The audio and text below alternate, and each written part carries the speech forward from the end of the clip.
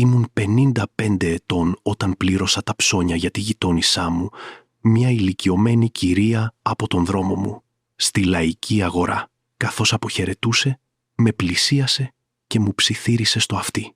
Όταν ο άντρας σου φύγει για τη δουλειά, μην τολμήσεις να κοιτάξεις τα φυτά στον κήπο σου. Αυτό δεν έβγαζε κανένα απολύτως νόημα, οπότε το προσπέρασα και το αγνόησα.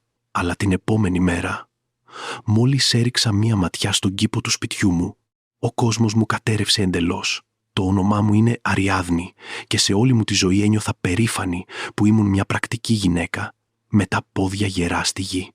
Ποτέ δεν ήμουν από εκείνες που πιστεύουν σε προλήψεις ή σε παραμύθια. Πάντα εμπιστευόμουν αυτό που μπορούσα να δω, να αγγίξω και να επαληθεύσω. Αλλά όλα άλλαξαν εκείνο το απόγευμα της Πέμπτης, όταν αποφάσισα να κάνω μια καλή πράξη που θα κατέληγε να αποκαλύψει την πιο οδυνηρή αλήθεια της. Ύπαρξής μου. Βρισκόμουν στο σούπερ μάρκετ της γειτονιάς, σπρώχνοντας το καρότσι μου στους φωτισμένους διαδρόμους, όταν την είδα, την κυρία Σοφία. Έμενε 3 σπίτια πιο κάτω από το δικό μου, σε ένα μικρό σπιτάκι, φθαρμένο από τον χρόνο, με ξεφλουδισμένη μπογιά και σκουριασμένη καγκελόπορτα. Την έβλεπα που και που να περπατάει στο δρόμο, πάντα σκυφτή, πάντα ολομόναχη. Εκείνη τη μέρα στεκόταν μπροστά στα ράφια με το ρύζι, ελέγχοντας τις τιμές με ένα πρόσωπο που συνδύαζε κούραση και παρέτηση. Την παρατήρησα, καθώς έπιανε τη φθηνότερη σακούλα και μετά την άφηνε πίσω στο ράφι, λες και ούτε αυτή την τιμή δεν μπορούσε να αντέξει η τσέπη της. Το καρότσι της ήταν σχεδόν άδειο, μερικά πακέτα σούπας φιδέ, μισή καρτέλα αυγά, ένα μπουκαλάκι λάδι. Τίποτα άλλο. Ένιωσα την καρδιά μου να σφίγγεται. Εγώ είχα μια άνετη ζωή, έναν σύζυγο που έβγαζε καλά λεφτά, ένα ευρύχωρο σπίτι. Ποτέ δεν μου έλειψε τίποτα. Πώς θα μπορούσα απλώς να την προσπεράσω και να κάνω την αδιάφορη? Αγαπημένοι μου ακροατές, αρχικά θα ήθελα να σας πω ένα τεράστιο ευχαριστώ. Πείτε μου από ποιο μέρος της Ελλάδας ή του εξωτερικού με ακούτε και τι ώρα είναι τώρα. Ας γίνουμε μια όμορφη παρέα. Είναι πραγματικά πολύ σημαντικό για εμένα. Και τώρα ας συνεχίσω. Την πλησίασα προσεκτικά, χωρίς να θέλω να την τρομάξω. «Κυρία Σοφία», την φώναξα απαλά. Εκείνη γύρισε. Τα κουρασμένα της μάτια χρειάστηκαν 1 δευτερόλεπτο για να με αναγνωρίσουν. «Γεια σου, κορίτσι μου», απάντησε με μια ψηλή φωνή, σχεδόν ψίθυρο. «Όλα καλά?»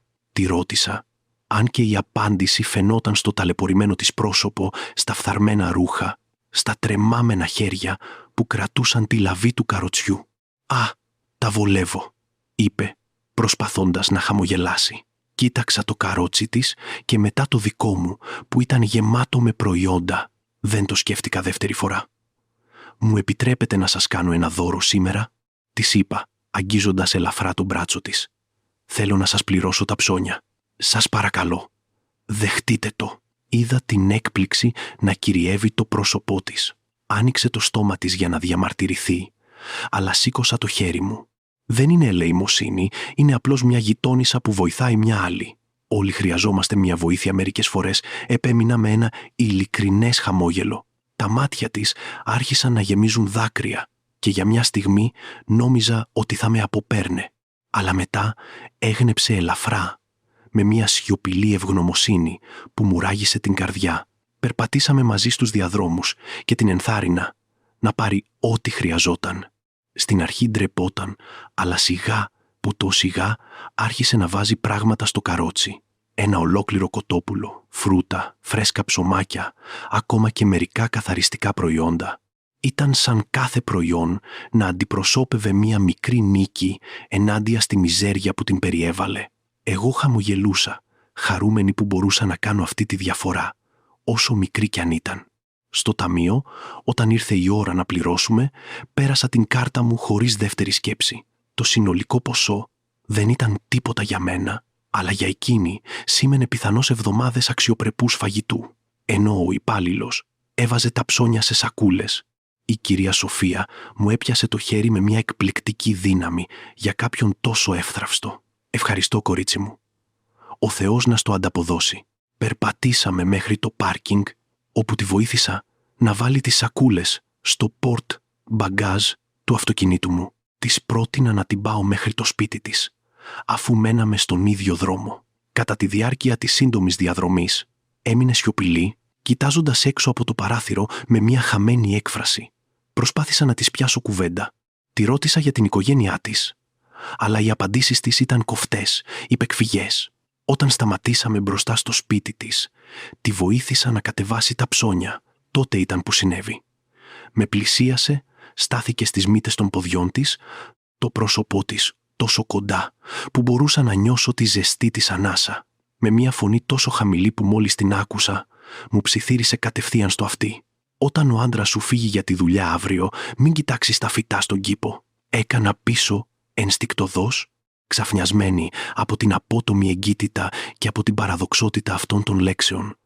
«Ορίστε», ρώτησα, νομίζοντας ότι είχα ακούσει λάθος, αλλά εκείνη ήδη γυρνούσε την πλάτη της, παίρνοντας τις σακούλες και μουρμουρίζοντας ευχαριστίες καθώς περπατούσε προς την πόρτα. «Πεις, ευχαριστώ κορίτσι μου, ευχαριστώ», επαναλάμβανε χωρίς να γυρίσει πίσω. Έμεινα εκεί όρθια για μια στιγμή, εντελώς μπερδεμένη. Να μην κοιτάξω τα φυτά στον κήπο. Τι είδους συμβουλή ήταν αυτή? Κούνησα το κεφάλι μου, μπήκα στο αυτοκίνητο και οδήγησα τα λίγα μέτρα μέχρι το σπίτι μου. Ενώ πάρκαρα στον γκαράζ, συνέχιζα να σκέφτομαι αυτές τις παράξενες λέξεις. Μάλλον η καημένη υγριούλα τα έχει χάσει, σκέφτηκα. Η προχωρημένη ηλικία, η μοναξιά, η φτώχεια, όλα αυτά μπορούσαν να επηρεάσουν το μυαλό ενός ανθρώπου. Μπήκα στο σπίτι κουβαλώντας τα δικά μου ψώνια. Ο σύζυγός μου, ο Γιώργος, ήταν στο σαλόνι βλέποντας τηλεόραση. Άργησες, σχολίασε, χωρίς να πάρει τα μάτια του από την οθόνη. Συνάντησα μια γειτόνισσα στο σούπερ μάρκετ και κατέληξα να τη βοηθήσω, του εξήγησα, τακτοποιώντας τα πράγματα στην κουζίνα. Εκείνος γκρίνιαξε κάτι που δεν κατάλαβα και δεν του έδωσα σημασία. Ο Γιώργος ήταν πάντα λιγομίλητος, ειδικά τα τελευταία χρόνια. Ετοίμασα το δείπνο εκείνο το βράδυ, σκεπτόμενη τη συνάντηση με την κυρία Σοφία. Η προειδοποίησή της αντιχούσε στο κεφάλι μου, αλλά την απέρριπτα ξανά και ξανά. Ήταν απλώς μια μπερδεμένη ηλικιωμένη που προσπαθούσε να μου ανταποδώσει την εύνοια με τον μόνο τρόπο που ήξερε. Με μια συμβουλή, έστω κι αν ήταν ανοησία. Δεν υπήρχε λόγος να δώσω σημασία σε αυτό. Ο Γιώργος δείπνησε σιωπηλά, ως συνήθως. Παραπονέθηκε ότι το ρύζι ήταν πολύ στεγνό και μετά πήγε στο γραφείο για να δουλέψει σε κάποια έγγραφα. Έπλυνα τα πιάτα, τακτοποίησα την κουζίνα και τελικά πήγα στο δωμάτιο. Ενώ ετοιμαζόμουν για ύπνο, κοίταξα από το παράθυρο προς τον κήπο έξω. Τα φυτά λυκνίζονταν απαλά με το νυχτερινό αεράκι φωτισμένα από το κιτρινοπό φως του φανοστάτη του δρόμου. Ο κήπος μου ήταν πάντα η περηφάνεια μου. Είχα περάσει χρόνια καλλιεργώντας αυτά τα λουλούδια, κλαδεύοντας τα δέντρα, διατηρώντας τα πάντα άψογα. Τριαντάφυλλα, ορτανσίες, γιασεμιά, κρίνη, κάθε φυτό είχε επιλεγεί με προσοχή. Κάθε γωνιά του κήπου είχε σχεδιαστεί για να δημιουργεί αρμονία. Τον Γιώργο δεν τον ενδιέφερε ποτέ πολύ η κυπουρική. Έλεγε ότι ήταν χάσιμο χρόνου, αλλά ποτέ δεν με εμπόδισε να συνεχίσω. Ήταν το καταφύγιό μου, ο χώρος της ηρεμίας μου. Ξάπλωσα σκεπτόμενη πόσο παράλογο θα ήταν να μην κοιτάξω τον ίδιο μου τον κήπο. Ήταν το σπίτι μου, ο χώρος μου, η δημιουργία μου. Γιατί να αποφύγω κάτι που αγαπούσα τόσο πολύ? Η προειδοποίηση της κυρίας Σοφίας ήταν σαφώς προϊόν ενός κουρασμένου και μπερδεμένου μυαλού. Αποφάσισα να μην το σκέφτομαι άλλο και άφησα τον ύπνο να με πάρει. Το επόμενο πρωί ξύπνησα με τον ήχο του ξυπνητηριού του Γιώργου. Σηκώθηκε, έκανε γρήγορα μπάνιο, φόρεσε το κοστούμι του όπως κάθε μέρα. Ήταν Παρασκευή και είχε μια σημαντική σύσκεψη στο γραφείο. Πήραμε πρωινό σιωπηλά, μια άλλη ρουτίνα, στην οποία είχα ήδη συνηθίσει. Ο γάμος μας των 28 ετών είχε μετατραπεί σε αυτό, σιωπηλή, προβλέψιμη ρουτίνα, χωρίς εκπλήξεις. «Θα αργήσω σήμερα», είπε παίρνοντας τον χαρτοφύλακα και τα κλειδιά του αυτοκινήτου. «Έχω ένα δείπνο με πελάτες μετά τη σύσκεψη». Έγνεψα. Του ευχήθηκα καλή μέρα, κάτι στο οποίο εκείνος μόλις που απάντησε. Η πόρτα έκλεισε και ήμουν πάλι μόνη. Έπλυνα τις κούπες του καφέ, τακτοποίησα την κουζίνα και, αναπόφευκτα, το βλέμμα μου τραβήχτηκε προς το παράθυρο που έβλεπε στον κήπο. Τα λόγια της κυρίας Σοφίας επέστρεψαν στο μυαλό μου με μια εκπληκτική δύναμη. Όταν ο άντρας σου φύγει για τη δουλειά, μην κοιτάξεις τα φυτά στον κήπο. Γιατί συγκεκριμένα, αφού έφευγε ο Γιώργος? Γιατί εκείνη τη συγκεκριμένη στιγμή? Ένα παράξενο συναίσθημα άρχισε να μεγαλώνει στο στήθος μου, ένα μείγμα περιέργειας και φόβου που δεν μπορούσα να εξηγήσω. Προσπάθησα να αποσπάσω την προσοχή μου. Άνοιξα την τηλεόραση, πήρα ένα βιβλίο, αλλά τίποτα δεν με κρατούσε συγκεντρωμένη. Τα μάτια μου επέστρεφαν συνεχώς στο παράθυρο, στον κήπο έξω, λουσμένο στο απαλό πρωινό φως. Ήταν γελίο. Άφηνα τα λόγια μιας ηλικιωμένης και μπερδεμένης γυναίκας να με αναστατώσουν. Παρόλα αυτά, υπήρχε κάτι στην ένταση με την οποία είχε μιλήσει, στην επιτακτικότητα εκείνου του ψιθύρου που δεν με άφηνε σε ησυχία. Περπάτησα αργά στον πέτρινο διάδρομο, παρατηρώντας κάθε γωνιά, κάθε φυτό, ψάχνοντας για κάτι παράτερο, αν και δεν ήξερα ακριβώς τι. Τότε ήταν που έφτασα κοντά στις ορτανσίες, κοντά στην αριστερή γωνία του κήπου, που το παρατήρησα. Το χώμα εκεί φαινόταν διαφορετικό. Ήταν πιο σκούρο, πιο αφράτο, σαν να είχε ανασκαφεί πρόσφατα. Η καρδιά μου άρχισε να χτυπάει πιο γρήγορα. Πλησίασα, γονάτισα στο γρασίδι δίπλα στο παρτέρι. Το χώμα είχε σίγουρα ανασκαφεί. Μπορούσα να δω τα σημάδια, τη διαφορά στην υφή. Ο Γιώργος δεν άγγιζε ποτέ τον κήπο, ποτέ δεν φύτευε, ούτε κλάδευε τίποτα. Ποιος, λοιπόν, είχε βάλει χέρι εκεί και πότε? Με τρεμάμενα χέρια άρχισα να αφαιρώ το χώμα με τα δάχτυλά μου. Δεν ξέρω τι περίμενα να βρω. Ίσως ένα νεκρό ζώο ή απλώς πέτρες ή τίποτα. Αλλά καθώς έσκαβα, ένιωσα κάτι συμπαγές, κάτι που σίγουρα δεν ήταν ρίζα ή πέτρα. Ήταν πλαστικό. Μια χοντρή πλαστική σακούλα από αυτές που χρησιμοποιούν για τα σκουπίδια. Τράβηξα με δύναμη και η σακούλα άρχισε να βγαίνει από το χώμα. Ήταν βαριά, ογκώδης. Η καρδιά μου χτυπούσε τόσο δυνατά που την άκουγα στα αυτιά μου. Με κόπο κατάφερα να τη βγάλω ολόκληρη και να τη σύρω στο γρασίδι δίπλα. Τα χέρια μου ήταν γεμάτα χώμα, τρέμοντας βίαια. Πήρα μερικές βαθιές ανάσες, προσπαθώντας να ηρεμήσω, προσπαθώντας να βρω το θάρρος να ανοίξω αυτή τη σακούλα. Όταν τελικά έλυσα τον κόμπο που έκλεινε το πλαστικό και κοίταξα μέσα, ο κόσμος φάνηκε να σταματά. Ο εγκέφαλός μου χρειάστηκε μερικά δευτερόλεπτα για να επεξεργαστεί αυτό που έβλεπαν τα μάτια. Χρήματα. Πολλά χρήματα. Δεσμίδες επί δεσμίδων από χαρτονομίσματα, στιβαγμένα και δεμένα με λαστιχάκια. Εκτός από αυτό υπήρχαν έγγραφα, διαβατήρια, πιστωτικές κάρτες με ονόματα που δεν αναγνώριζα. Τα χέρια μου άρχισαν να τρέμουν τόσο πολύ που παραλίγο να μου πέσει η σακούλα. Κάθισα στο γρασίδι, ανίκανη να σταθώ όρθια, ανίκανη να πάρω τα μάτια μου από αυτό. Τι ήταν αυτό? Από πού είχαν βγει τόσα πολλά χρήματα? Γιατί ήταν θαμμένα στον κήπο μου? Και η πιο τρομακτική ερώτηση από όλες. Το ήξερε ο Γιώργος? Φυσικά και το ήξερε, απάντησε μια φωνή μέσα μου αμέσως. Ήταν ο μόνος με πρόσβαση στον κήπο εκτός από εμένα και εγώ δεν θα έθαβα ποτέ τίποτα εκεί. Η αποκάλυψη με χτύπησε σαν γροθιά στο στομάχι. Ο σύζυγός μου, ο άντρας με τον οποίο ζούσα σχεδόν 3 δεκαετίες, είχε μυστικά θαμμένα κυριολεκτικά στον κήπο μας, κάτω από τα φυτά που φρόντιζα με τόση αγάπη. Έμεινα εκεί, καθισμένη δεν ξέρω πόση ώρα, κοιτάζοντας αυτή την πλαστική σακούλα, σαν να ήταν ένα εξωγήινο αντικείμενο που έπεσε από τον ουρανό. Το μυαλό μου έκανε κύκλους, προσπαθώντας να βρει λογικές εξηγήσεις, ορθολογικές δικαιολογίες για αυτό που έβλεπα. Ίσως ο Γιώργος να είχε αποταμιεύσει χρήματα χωρίς να μου το πει. Αλλά γιατί να τα κρύψει με αυτόν τον τρόπο? Γιατί να χρησιμοποιήσει έγγραφα με διαφορετικά ονόματα? Τίποτα δεν έβγαζε νόημα και ταυτόχρονα όλα άρχιζαν να βγάζουν ένα τρομερό νόημα. Σηκώθηκα με δυσκολία, με τα πόδια μου σαν λάστιχα και έσυρα τη σακούλα πίσω μέσα στο σπίτι. Έκλεισα την πίσω πόρτα και ακούμπησα πάνω της, ανασένοντας βαριά σαν να είχα τρέξει μαραθώνιο. Έπρεπε να σκεφτώ, έπρεπε να καταλάβω τι συνέβαινε πριν πάρω οποιαδήποτε απόφαση. Πήγα τη σακούλα στο δωμάτιο, την έκρυψα στο βάθος της ντουλάπας, κάτω από κάποιες παλιές κουβέρτες που δεν χρησιμοποιούσαμε ποτέ. Τα χέρια μου έτρεμαν ακόμα Όταν έπλυνα το χώμα που τα κάλυπτε, κοιτάχτηκα στον καθρέφτη του μπάνιου και σχεδόν δεν αναγνώρισα τη γυναίκα που μου ανταπέδιδε. Το βλέμμα. Το πρόσωπό μου ήταν χλωμό, τα μάτια μου γουρλωμένα, υπήρχε μια έκφραση σοκ που φαινόταν να έχει κολλήσει μόνιμα στα χαρακτηριστικά μου. Πώς το ήξερε η κυρία Σοφία?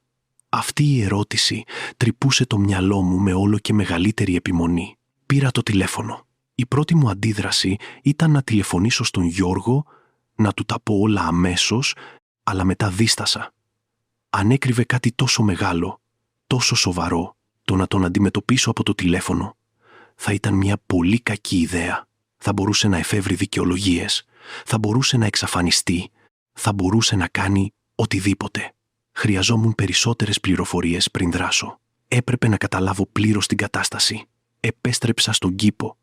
Αυτή τη φορά με ένα φτιάρι. Άρχισα να σκάβω σε άλλα σημεία, ελέγχοντας αν υπήρχε κάτι άλλο θαμμένο. Έσκαψα κοντά στα τριαντάφυλλα, κάτω από τους κρίνους, γύρω από τα οποροφόρα δέντρα. Με κάθε λάκκο που άνοιγα, η καρδιά μου χτυπούσε δυνατά, φοβούμενη, και ταυτόχρονα ελπίζοντας να βρω περισσότερα στοιχεία για ό,τι κι αν έκανε ο Γιώργος. Αλλά δεν υπήρχε τίποτα άλλο. Μόνο εκείνη η σακούλα. Εκείνη η μοναδική σακούλα, γεμάτη μυστικά. Μετά από 2 ώρες με το φτιάρι, ήμουν εξαντλημένη σωματικά και συναισθηματικά. Επέστρεψα μέσα. Έκανα ένα μακρύ μπάνιο, προσπαθώντας να ξεπλύνω όχι μόνο τη βρωμιά, αλλά και τον φόβο και τη σύγχυση που με κατέτρωγαν. Κάτω από το ντους άφησα τα δάκρυα να κυλήσουν επιτέλους, αναμειγνιόμενα, με το ζεστό νερό που έτρεχε στο πρόσωπό μου. 28 χρόνια γάμου. 28 χρόνια. Δίπλα σε έναν άντρα που, από ό,τι φαινόταν, δεν γνώριζα πραγματικά. Ενώ σκουπιζόμουν, άρχισα να ανατρέχω νοερά στους τελευταίους μήνες, στα τελευταία χρόνια, ψάχνοντας για σημάδια που μου είχαν διαφύγει. Ο Γιώργος ήταν πάντα συγκρατημένος, πάντα κρατούσε την επαγγελματική του ζωή ξεχωριστά από την προσωπική. Δούλευε ως διευθυντής σε μια εταιρεία εισαγωγών ποτών εξαγωγών, ή τουλάχιστον έτσι νόμιζα. Ταξίδευε που και που, έμενε μέχρι αργά στο γραφείο, είχε συσκέψεις σε παράξενες ώρες. Ποτέ δεν αμφισβήτησα. Ποτέ δεν υποψιάστηκα τίποτα, γιατί τον εμπιστευόμουν τυφλά. Αλλά τώρα όλα φαίνονταν διαφορετικά κάτω από ένα νέο φως. Για ποιο λόγο ήταν πραγματικά τα ταξίδια? Οι αργές συσκέψεις ήταν όντως επαγγελματικές. Και εκείνα τα χρήματα, εκείνα τα ύποπτα έγγραφα. Θεέ μου, ήταν πλαστά έγγραφα, διαβατήρια με τη φωτογραφία του Γιώργου, αλλά με διαφορετικά ονόματα. Ο σύζυγός μου είχε πολλαπλές ταυτότητες.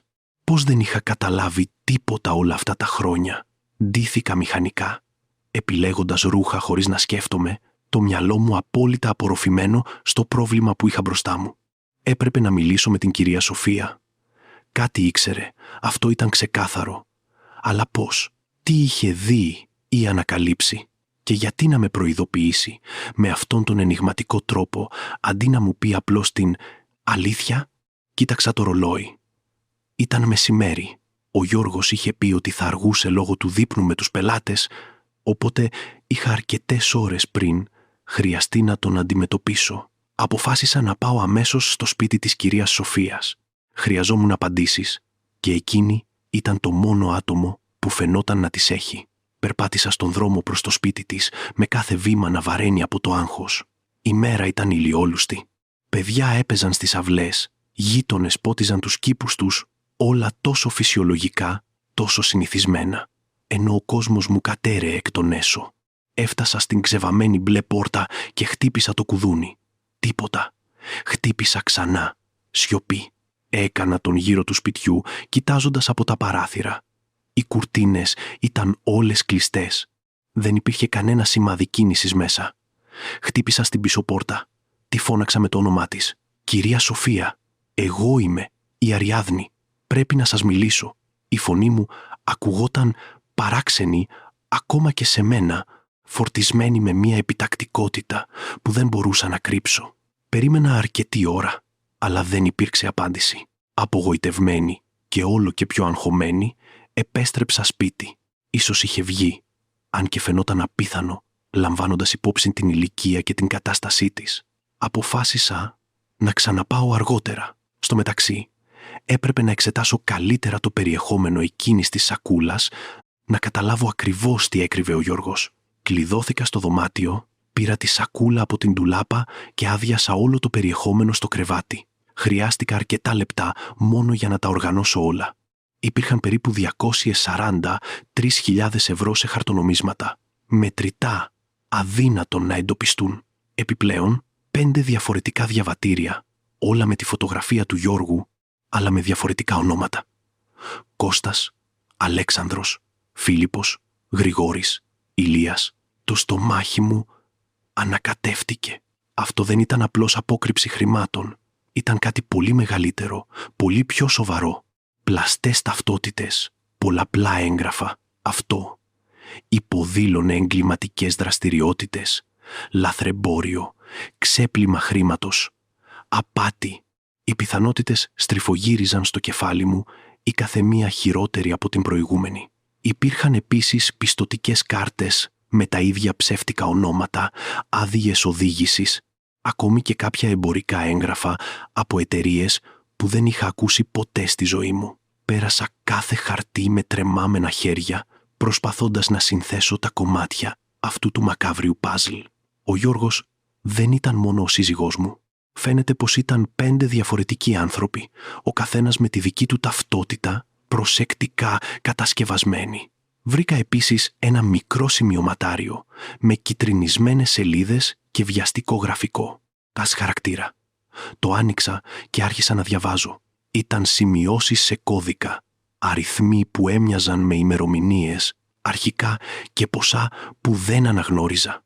Προσπάθησα να αποκρυπτογραφήσω το μοτίβο, αλλά ήταν σαν κινέζικα για μένα. Ήταν σαφές ότι ο Γιώργος είχε ένα ολόκληρο σύστημα, μια ολόκληρη επιχείρηση που έτρεχε παράλληλα με τη ζωή που μοιραζόμασταν. Ο πόνος που ένιωσα εκείνη τη στιγμή ήταν διαφορετικός από οτιδήποτε είχα νιώσει στο παρελθόν. Δεν ήταν μόνο η προδοσία της εμπιστοσύνης, αν και αυτό από μόνο του ήταν καταστροφικό. Ήταν η συνειδητοποίηση ότι ολόκληρη η ζωή μου, ή τουλάχιστον τα τελευταία 28 χρόνια της, είχαν χτιστεί πάνω σε ένα ψέμα. Δεν γνώριζα τον σύζυγό μου. Πιθανότατα δεν τον γνώρισα ποτέ. Σκέφτηκα τον γάμο μας. Πώς γνωριστήκαμε. Ο Γιώργος ήταν τόσο γοητευτικός, τόσο περιποιητικός στην αρχή. Με φλέρταρε όπως έπρεπε, γνώρισε την οικογένειά μου, έκανε όλα τα πράγματα σωστά. Παντρευτήκαμε μετά από 2 χρόνια σχέσης, σε μια όμορφη τελετή, με όλους τους φίλους και τους συγγενείς μας παρόντες. Ήμουν ευτυχισμένη, ερωτευμένη, γεμάτη όνειρα για το κοινό μας μέλλον. Τα πρώτα χρόνια ήταν καλά. Ο Γιώργος δούλευε πολύ, αλλά πάντα έβρισκε χρόνο για μένα. Ταξιδεύαμε στις διακοπές, τρώγαμε συχνά έξω, συζητούσαμε για τη μέρα μας. Ποτέ δεν κάναμε παιδιά. Εγώ δεν μπορούσα. Ένα πρόβλημα υγείας που ανακαλύφθηκε αμέσως μετά τον γάμο μας. Ο Γιώργος είπε ότι δεν τον ένοιαζε, ότι εγώ του ήμουν αρκετή. Τώρα αναρωτιόμουν αν αυτό ήταν μια ανακούφιση για αυτόν, λιγότερες επιπλοκές για τη διπλή ή τριπλή ή πενταπλή ζωή του. Με το πέρασμα των χρόνων, ο Γιώργος γινόταν όλο και πιο απόμακρος. Το απέδιδα στο άγχος της δουλειάς, στις αυξανόμενες ευθύνες στην καριέρα του. Ταξίδευε περισσότερο, περνούσε περισσότερο χρόνο έξω, μιλούσε λιγότερο για το τι έκανε. Εγώ γέμιζα τον χρόνο μου με τον κήπο, με μαθήματα ζωγραφικής, με εθελοντική εργασία στην τοπική εκκλησία. Χτίσαμε ξεχωριστές ζωές που διασταυρώνονταν μόνο επιφανειακά στις καθημερινές ρουτίνες. Μήπως άλλοι ήξεραν? Οι συνάδελφοί του, οι φίλοι του, ήξερε κανείς άλλος την αληθινή φύση του Γιώργου ή μας είχε κοροϊδέψει όλους με την ίδια μαεστρία?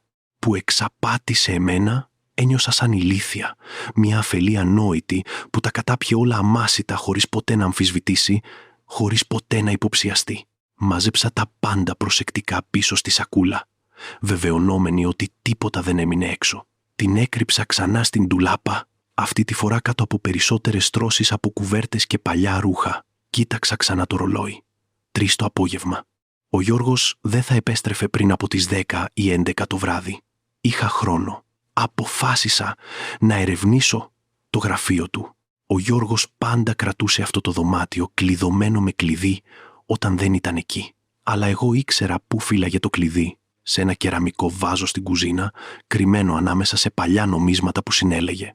Πήρα το κλειδί.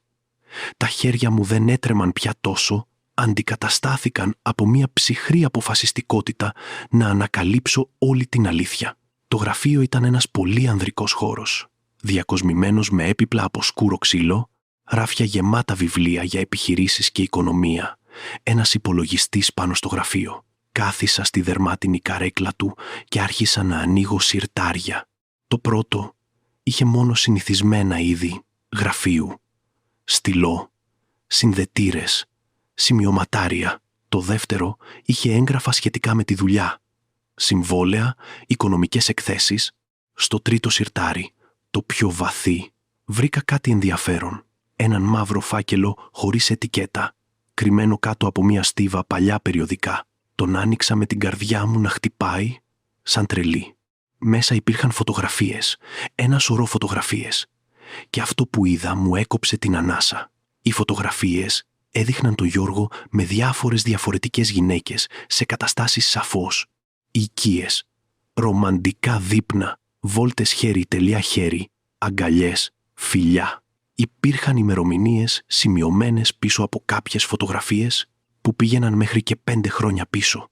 5 χρόνια τεκμηριωμένης απιστίας, αρχιοθετημένης προσεκτικά σε έναν φάκελο που φύλαγε στο ίδιο το γραφείο του σπιτιού μας. Τι θράσος! Η όρασή μου θόλωσε από τα δάκρυα που αρνούνταν να βγουν. Ήμουν πέρα από το κλάμα εκείνη τη στιγμή, σε μια κατάσταση τόσο βαθύ σοκ που ακόμα και τα δάκρυα φαινόταν άχρηστα. Εξέτασα κάθε φωτογραφία με σχεδόν επιστημονική ακρίβεια, απομνημονεύοντας πρόσωπα, προσπαθώντας να καταλάβω ποιες ήταν αυτές οι γυναίκες. Κάποιες φαινόταν να έχουν την ηλικία μου, άλλες ήταν ορατά νεότερες. Μια ξανθιά, μια μελαχρινή, μια κοκκινομάλα. Ο Γιώργος, από ό,τι φαινόταν, δεν έλεγε όχι σε τίποτα. Υπήρχαν επίσης αποδείξεις από ξενοδοχεία, κρατήσεις σε ακριβά εστιατόρια, αποδείξεις αγοράς δώρων, κοσμήματα, ρούχα, αρώματα, όλα σχολαστικά φυλαγμένα, σαν να τεκμηρίωνε την ίδια του την απιστία. Γιατί, για ποιο λόγο να κρατάς τόσο ενοχοποιητικά στοιχεία, εκτός αν ήταν για εκβιασμό ή ασφάλεια ή για κάποιο σκοπό που δεν μπορούσα να καταλάβω? Συνέχισα να ψάχνω στα άλλα συρτάρια και τελικά βρήκα ένα δεύτερο κινητό τηλέφωνο, κρυμμένο πίσω από μια σειρά βιβλίων στο ράφι, ένα πιο καινούριο smartphone από το τηλέφωνο που χρησιμοποιούσε συνήθως. Προσπάθησα να το ανοίξω, αλλά δεν είχε μπαταρία. Έψαξα για έναν συμβατό φορτιστή, βρήκα έναν στο τελευταίο συρτάρι και σύνδεσα τη συσκευή στην πρίζα. Ενώ περίμενα να φορτίσει το τηλέφωνο, έστρεψα την προσοχή μου στον υπολογιστή. Προσπάθησα να τον ανοίξω, αλλά χρειαζόταν κωδικό πρόσβασης. Δοκίμασα κάποιους προφανείς συνδυασμούς. Την ημερομηνία του γάμου μας, τα γενέθλιά μου, τα δικά του, τίποτα δεν λειτουργήσε. Φυσικά και δεν θα λειτουργούσε. Ο Γιώργος ήταν πολύ προσεκτικός για να χρησιμοποιεί τόσο εύκολους κωδικούς σε έναν υπολογιστή που φύλαγε τα μυστικά του. Το τηλέφωνο άνοιξε μετά από λίγα λεπτά. Η οθόνη κλειδώματος έδειχνε ένα γενικό τοπίο χωρίς προσωπικές φωτογραφίες. Προσπάθησα να το ξεκλειδώσω, αλλά χρειαζόταν επίσης κωδικό. Δοκίμασα διάφορους συνδυασμούς αριθμών, αλλά μετά από 3 αποτυχημένες προσπάθειες, το τηλέφωνο ζήτησε έναν επιπλέον κωδικό ασφαλείας. Το άφησα προσωρινά, φοβούμενη μήπως μπλοκάρω εντελώς τη συσκευή. Επέστρεψα στις φωτογραφίες, μελετώντας τις πιο προσεκτικά. Σε μια από αυτές παρατήρησα κάτι στο βάθος, μια πινακίδα δρόμου. Πλησίασα τη φωτογραφία στα μάτια μου, προσπαθώντας να διαβάσω το όνομα. Ήταν ένας δρόμος στο κέντρο της Θεσσαλονίκης, μια περιοχή που εγώ σχεδόν δεν επισκεπτόμουν. Μήπως εκεί συναντιόταν ο Γιώργος με αυτές τις γυναίκες?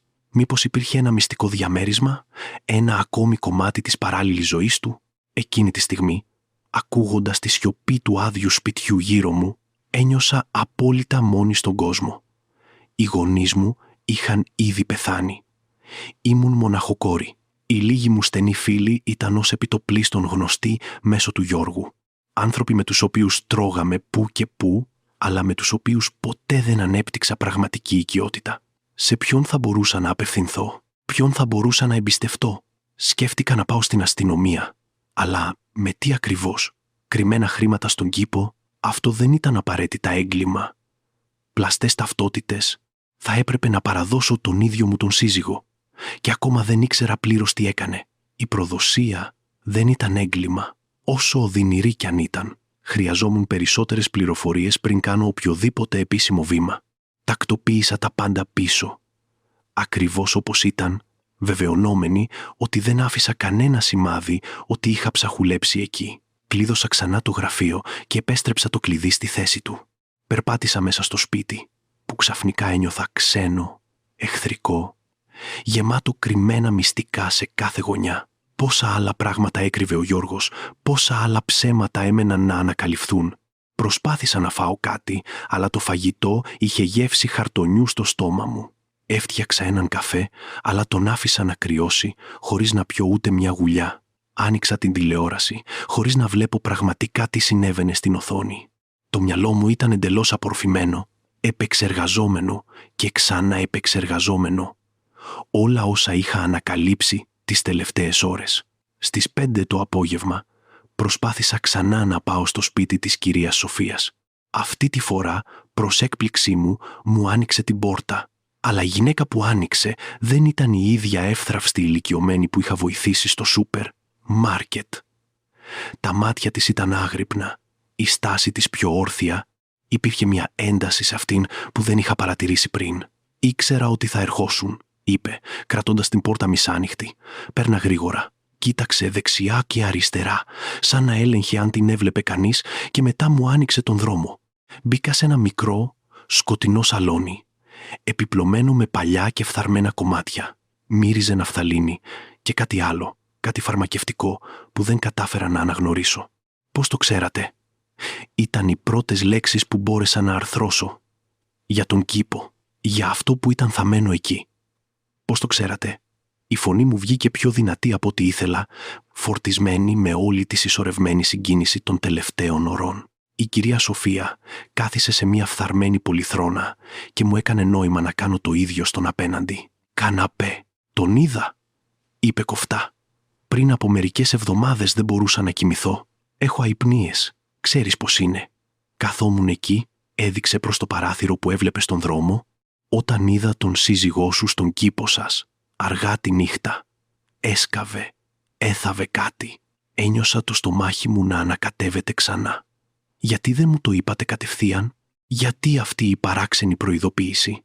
Ρώτησα, προσπαθώντας να διατηρήσω τη φωνή μου ελεγχόμενη. «Γιατί δεν ήμουν σίγουρη αν ήξερες ήδη, αν ήσουν κι εσύ μέσα στο κόλπο», απάντησε εκείνη με τα μάτια της καρφωμένα στα δικά μου. «Μερικές σύζυγοι ξέρουν για τις δουλειές των συζύγων τους και προτιμούν να κάνουν τα στραβά μάτια. Δεν ήθελα να δημιουργήσω προβλήματα αν αυτή ήταν η περίπτωση. Αλλά όταν ήσουν καλή μαζί μου στο σούπερ μάρκετ, όταν πλήρωσες τα ψώνια μου, χωρίς να περιμένεις τίποτα σε αντάλλαγμα, κατάλαβα ότι είσαι καλός άνθρωπος. Άξιζες να μάθεις την αλήθεια. Ξέρετε τι κάνει ο σύζυγός μου. Ξέρετε γιατί έχει όλα αυτά τα κρυμμένα χρήματα, αυτά τα πλαστά έγγραφα». Οι ερωτήσεις μου βγήκαν σαν χήμαρος. Εκείνη κούνησε το κεφάλι της.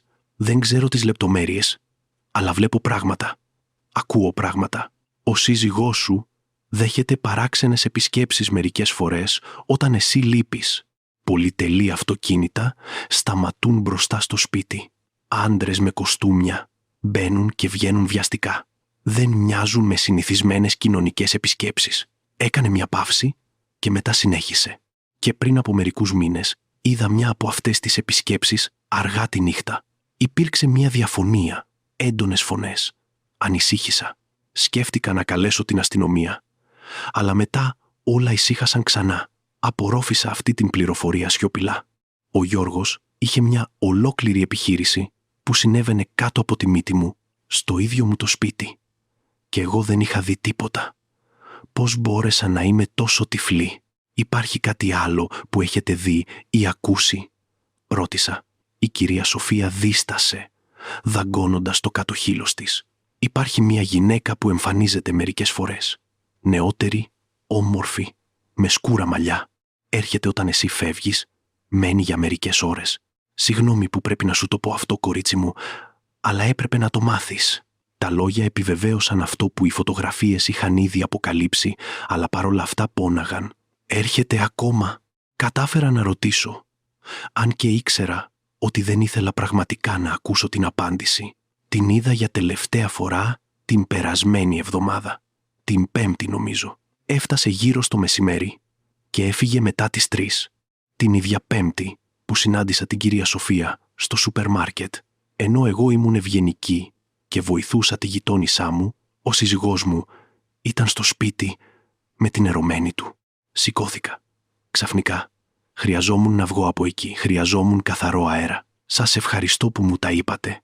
Είπα με φωνή που ακουγόταν κενή ακόμα και σε μένα. Σας ευχαριστώ που νοιαστήκατε αρκετά για να με προειδοποιήσετε, έστω και με αυτόν τον γρίφο. Εκείνη σηκώθηκε επίσης. Έβαλε ένα ζαρωμένο χέρι πάνω στο δικό μου. Πρόσεχε, κορίτσι μου. Οι άντρες που κρύβουν τόσα πολλά έχουν πολλά να χάσουν αν αποκαλυφθούν. Μπορούν να γίνουν επικίνδυνοι όταν νιώθουν στριμωγμένοι. Μην τον αντιμετωπίσεις μόνη σου.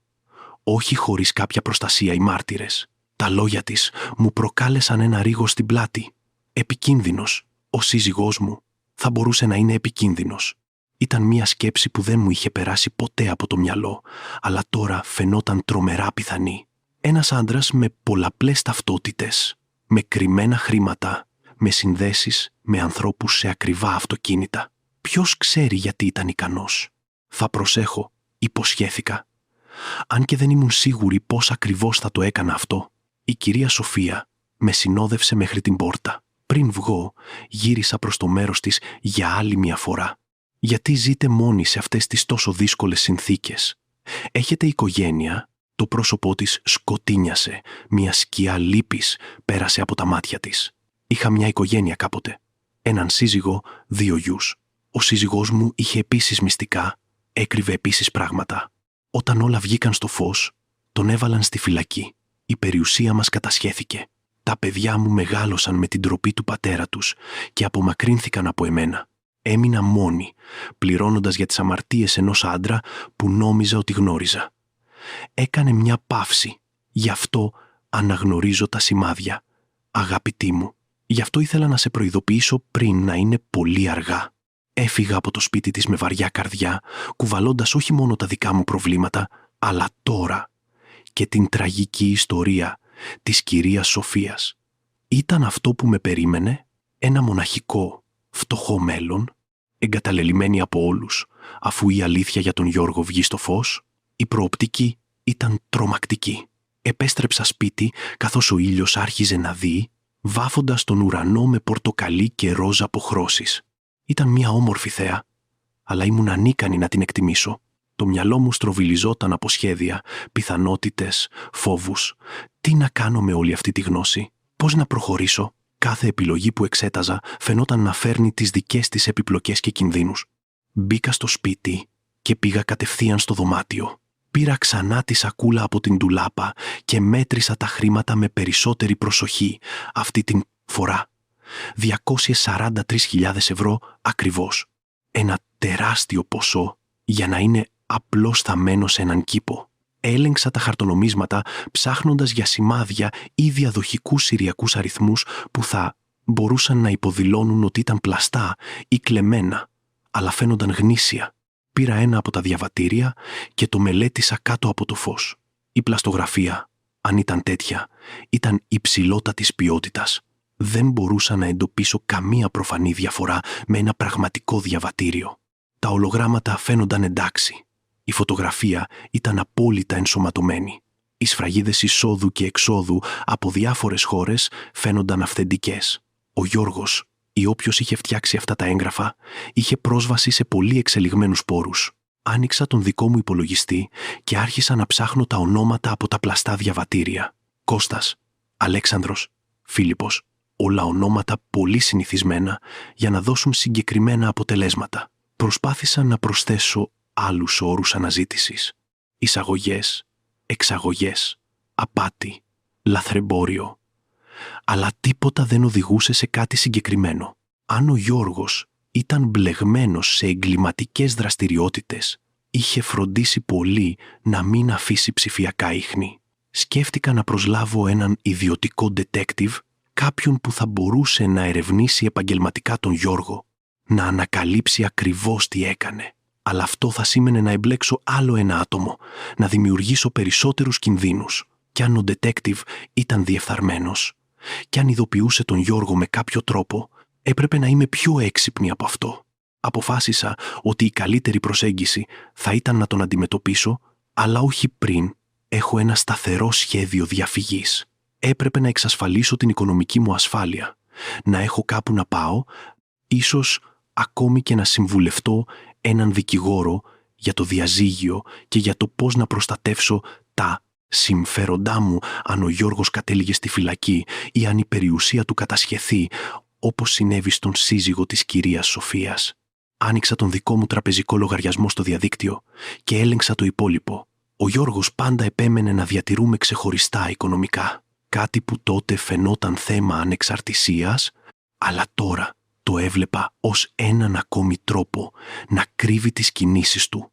Εγώ είχα περίπου 50.000 ευρώ αποταμιευμένα όλα αυτά τα χρόνια, από μια κληρονομιά που έλαβα από τη μητέρα μου και από χρήματα που κατάφερα να φυλάξω από το μηνιαίο χαρτζηλίκι που μου έδινε ο Γιώργος. Χαρτζηλίκι. Τι άσχημη λέξη για μια γυναίκα 55 ετών. Ο Γιώργος έλεγχε όλα τα μεγάλα έξοδα του σπιτιού, πλήρωνε τους λογαριασμούς, έπαιρνε τις οικονομικές αποφάσεις. Εγώ ήμουν υπεύθυνη μόνο για τα ψώνια του σούπερ μάρκετ και τα μικρά προσωπικά έξοδα.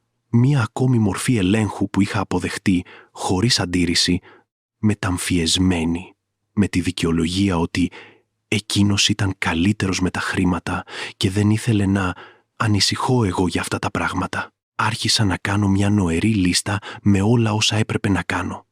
Πρώτον, να τεκμηριώσω όλα όσα βρήκα, να φωτογραφίσω τα χρήματα, τα διαβατήρια, τα έγγραφα από το γραφείο. Δεύτερον, να μεταφέρω τα χρήματά μου σε έναν λογαριασμό που δεν γνώριζε ο Γιώργος, ίσως σε άλλη τράπεζα. Τρίτον, να βρω έναν δικηγόρο διαζυγίων και πιθανώς έναν ποινικολόγο για να με συμβουλεύσει. Τέταρτον, να έχω ένα μέρος να μείνω σε περίπτωση που χρειαζόταν να φύγω από το σπίτι εσπευσμένα. Πήρα το τηλέφωνό μου και άρχισα να φωτογραφίζω τα πάντα. Κάθε διαβατήριο, κάθε έγγραφο, τα χρήματα απλωμένα στο κρεβάτι, τις σελίδες του σημειωματαρίου με τους κωδικούς. Δημιούργησα έναν κρυφό φάκελο στο κινητό μου και αποθήκευσα τα πάντα εκεί. Έπειτα έκανα ένα αντίγραφο ασφαλείας στο νέφος, χρησιμοποιώντας έναν λογαριασμό email που δεν γνώριζε ο Γιώργος. Τουλάχιστον τώρα είχα αποδείξεις, κάτι απτό για κάθε ενδεχόμενο. Ήταν 8 το βράδυ όταν τελείωσα την τεκμηρίωση και τα τακτοποίησα όλα ξανά. Ο Γιώργος θα έπρεπε να φτάσει σε λίγες ώρες. Έπρεπε να φανώ φυσιολογική, να συμπεριφερθώ σαν να μην είχε αλλάξει τίποτα. Αλλά πώς να προσποιηθείς τη φυσιολογικότητα όταν ολόκληρος ο κόσμος σου είχε έρθει τα πάνω κάτω. Ετοίμασα ένα ελαφρύ δείπνο, αν και μετά βίας μπορούσα να φάω. Έκανα ένα μακρύ μπάνιο, προσπαθώντας να χαλαρώσω τους τεντωμένους μύες μου, σχεδιάζοντας νοερά πώς θα συμπεριφερόμουν όταν έφτανε ο Γιώργος. Θα ήμουν σε θέση να τον κοιτάξω και να μην δείξω τίποτα από όσα ανακάλυψα, να μιλήσουμε φυσιολογικά, σαν να ήμασταν ακόμα ένα συνηθισμένο ζευγάρι σε μια συνηθισμένη βραδιά. Στις 10:30 άκουσα το αυτοκίνητο στον γκαράζ. Η καρδιά μου χτύπησε αμέσως δυνατά, το στόμα μου στέγνωσε. Πήρα μερικές βαθιές ανάσες προσπαθώντας να ηρεμήσω. Καθόμουν στο σαλόνι, με την τηλεόραση ανοιχτή, σε ένα τυχαίο πρόγραμμα που δεν έβλεπα. Πραγματικά, ο Γιώργος μπήκε με τη γραβάτα χαλαρή, φαινομενικά κουρασμένος. «Γεια», είπε, πετώντας τον χαρτοφύλακα στον καναπέ. Αυτό το δείπνο ήταν ατελείωτο. Οι πελάτες ήθελαν να συζητήσουν κάθε λεπτομέρεια του συμβολέου. Η φωνή του ακουγόταν φυσιολογική, άνετη, χωρίς κανένα σημάδι ενοχής ή ανησυχίας. Όλα λύθηκαν λοιπόν. Κατάφερα να ρωτήσω με τη δική μου φωνή εκπληκτικά σταθερή. Εκείνος έγνεψε, πηγαίνοντας προς την κουζίνα. «Πάω να πάρω μια μπύρα. Θέλεις κάτι?» «Όχι, ευχαριστώ», απάντησα, παρατηρώντας τον να κινείται στο σπίτι, με την οικειότητα κάποιου που ζει εκεί εδώ και δεκαετίες. Ήταν σουρεαλιστικό να τον βλέπω να συμπεριφέρεται τόσο φυσιολογικά όταν εγώ ήξερα αυτό που ήξερα. Πώς κατάφερνε να διατηρεί αυτή την τέλεια πρόσωψη. Επέστρεψε με την μπύρα και κάθισε στην πολυθρόνα. «Πώς ήταν η μέρα σου?» ρώτησε. Μία ερώτηση που έκανε σχεδόν καθημερινά, μέρος της τελετουργίας που αποτελούσε τη ζωή μας μαζί. Συνήθως απαντούσα με οτιδήποτε. Πήγα στο σούπερ μάρκετ, φρόντισα τον κήπο, διάβασα ένα βιβλίο. Σήμερα, η ηρωνία της ερώτησης σχεδόν με έκανε να γελάσω. «Ήσυχα», απάντησα, επιβάλλοντας έναν άνετο τόνο. «Φρόντισα τον κήπο το πρωί. Διάβασα λίγο. Τίποτα το ιδιαίτερο. Κάθε λέξη ήταν ένα ψέμα. Κάθε συλλαβή μια προσπάθεια να κρατήσω τη μάσκα στη θέση της». Ο Γιώργος ήπιε την μπύρα του σιωπηλά, κοιτάζοντας την τηλεόραση χωρίς να δίνει πραγματικά προσοχή. Εγώ τον παρατηρούσα διακριτικά, προσπαθώντας να δω πέρα από την πρόσωψη, προσπαθώντας να δω τον άντρα που έθαβε χρήματα στον κήπο, που διατηρούσε πλαστές ταυτότητες, που με απατούσε τακτικά. Αλλά το μόνο που έβλεπα ήταν ο Γιώργος που ήξερα πάντα. Ένας μεσήλικας άντρας, λίγο παραπάνω στα κιλά, με τα μαλλιά να αρχίζουν να γκριζάρουν, ρητίδες γύρω από τα μάτια. «Θα πάω να κάνω μπάνιο και να κοιμηθώ», ανακοίνωσε αφού τελείωσε την μπύρα. «Αύριο πρέπει να πάω νωρίς στο γραφείο, να ελέγξω κάποια χαρτιά». Σηκώθηκε, μου έδωσε ένα αφηρημένο φιλί στο κεφάλι, μια κίνηση τόσο αυτόματη που πιθανότατα ούτε καν συνειδητοποίησε ότι την έκανε, και ανέβηκε τις σκάλες. Έμεινα εκεί καθισμένη, ακούγοντας το νερό του ντους να αρχίζει να τρέχει στον επάνω όροφο. Αυτός ήταν ο σύζυγός μου, ο άντρας με τον οποίο μοιραζόμουν το κρεβάτι κάθε βράδυ, το σπίτι 28 χρόνια ιστορίας. Και ήταν ένας εντελώς άγνωστος για μένα. Περίμενα μέχρι να ακούσω τον ντους να σταματά και μετά τους ήχους του Γιώργου να ετοιμάζεται για ύπνο. Όταν ήμουν σίγουρη ότι ήταν στο κρεβάτι, ανέβηκα προσεκτικά τις σκάλες.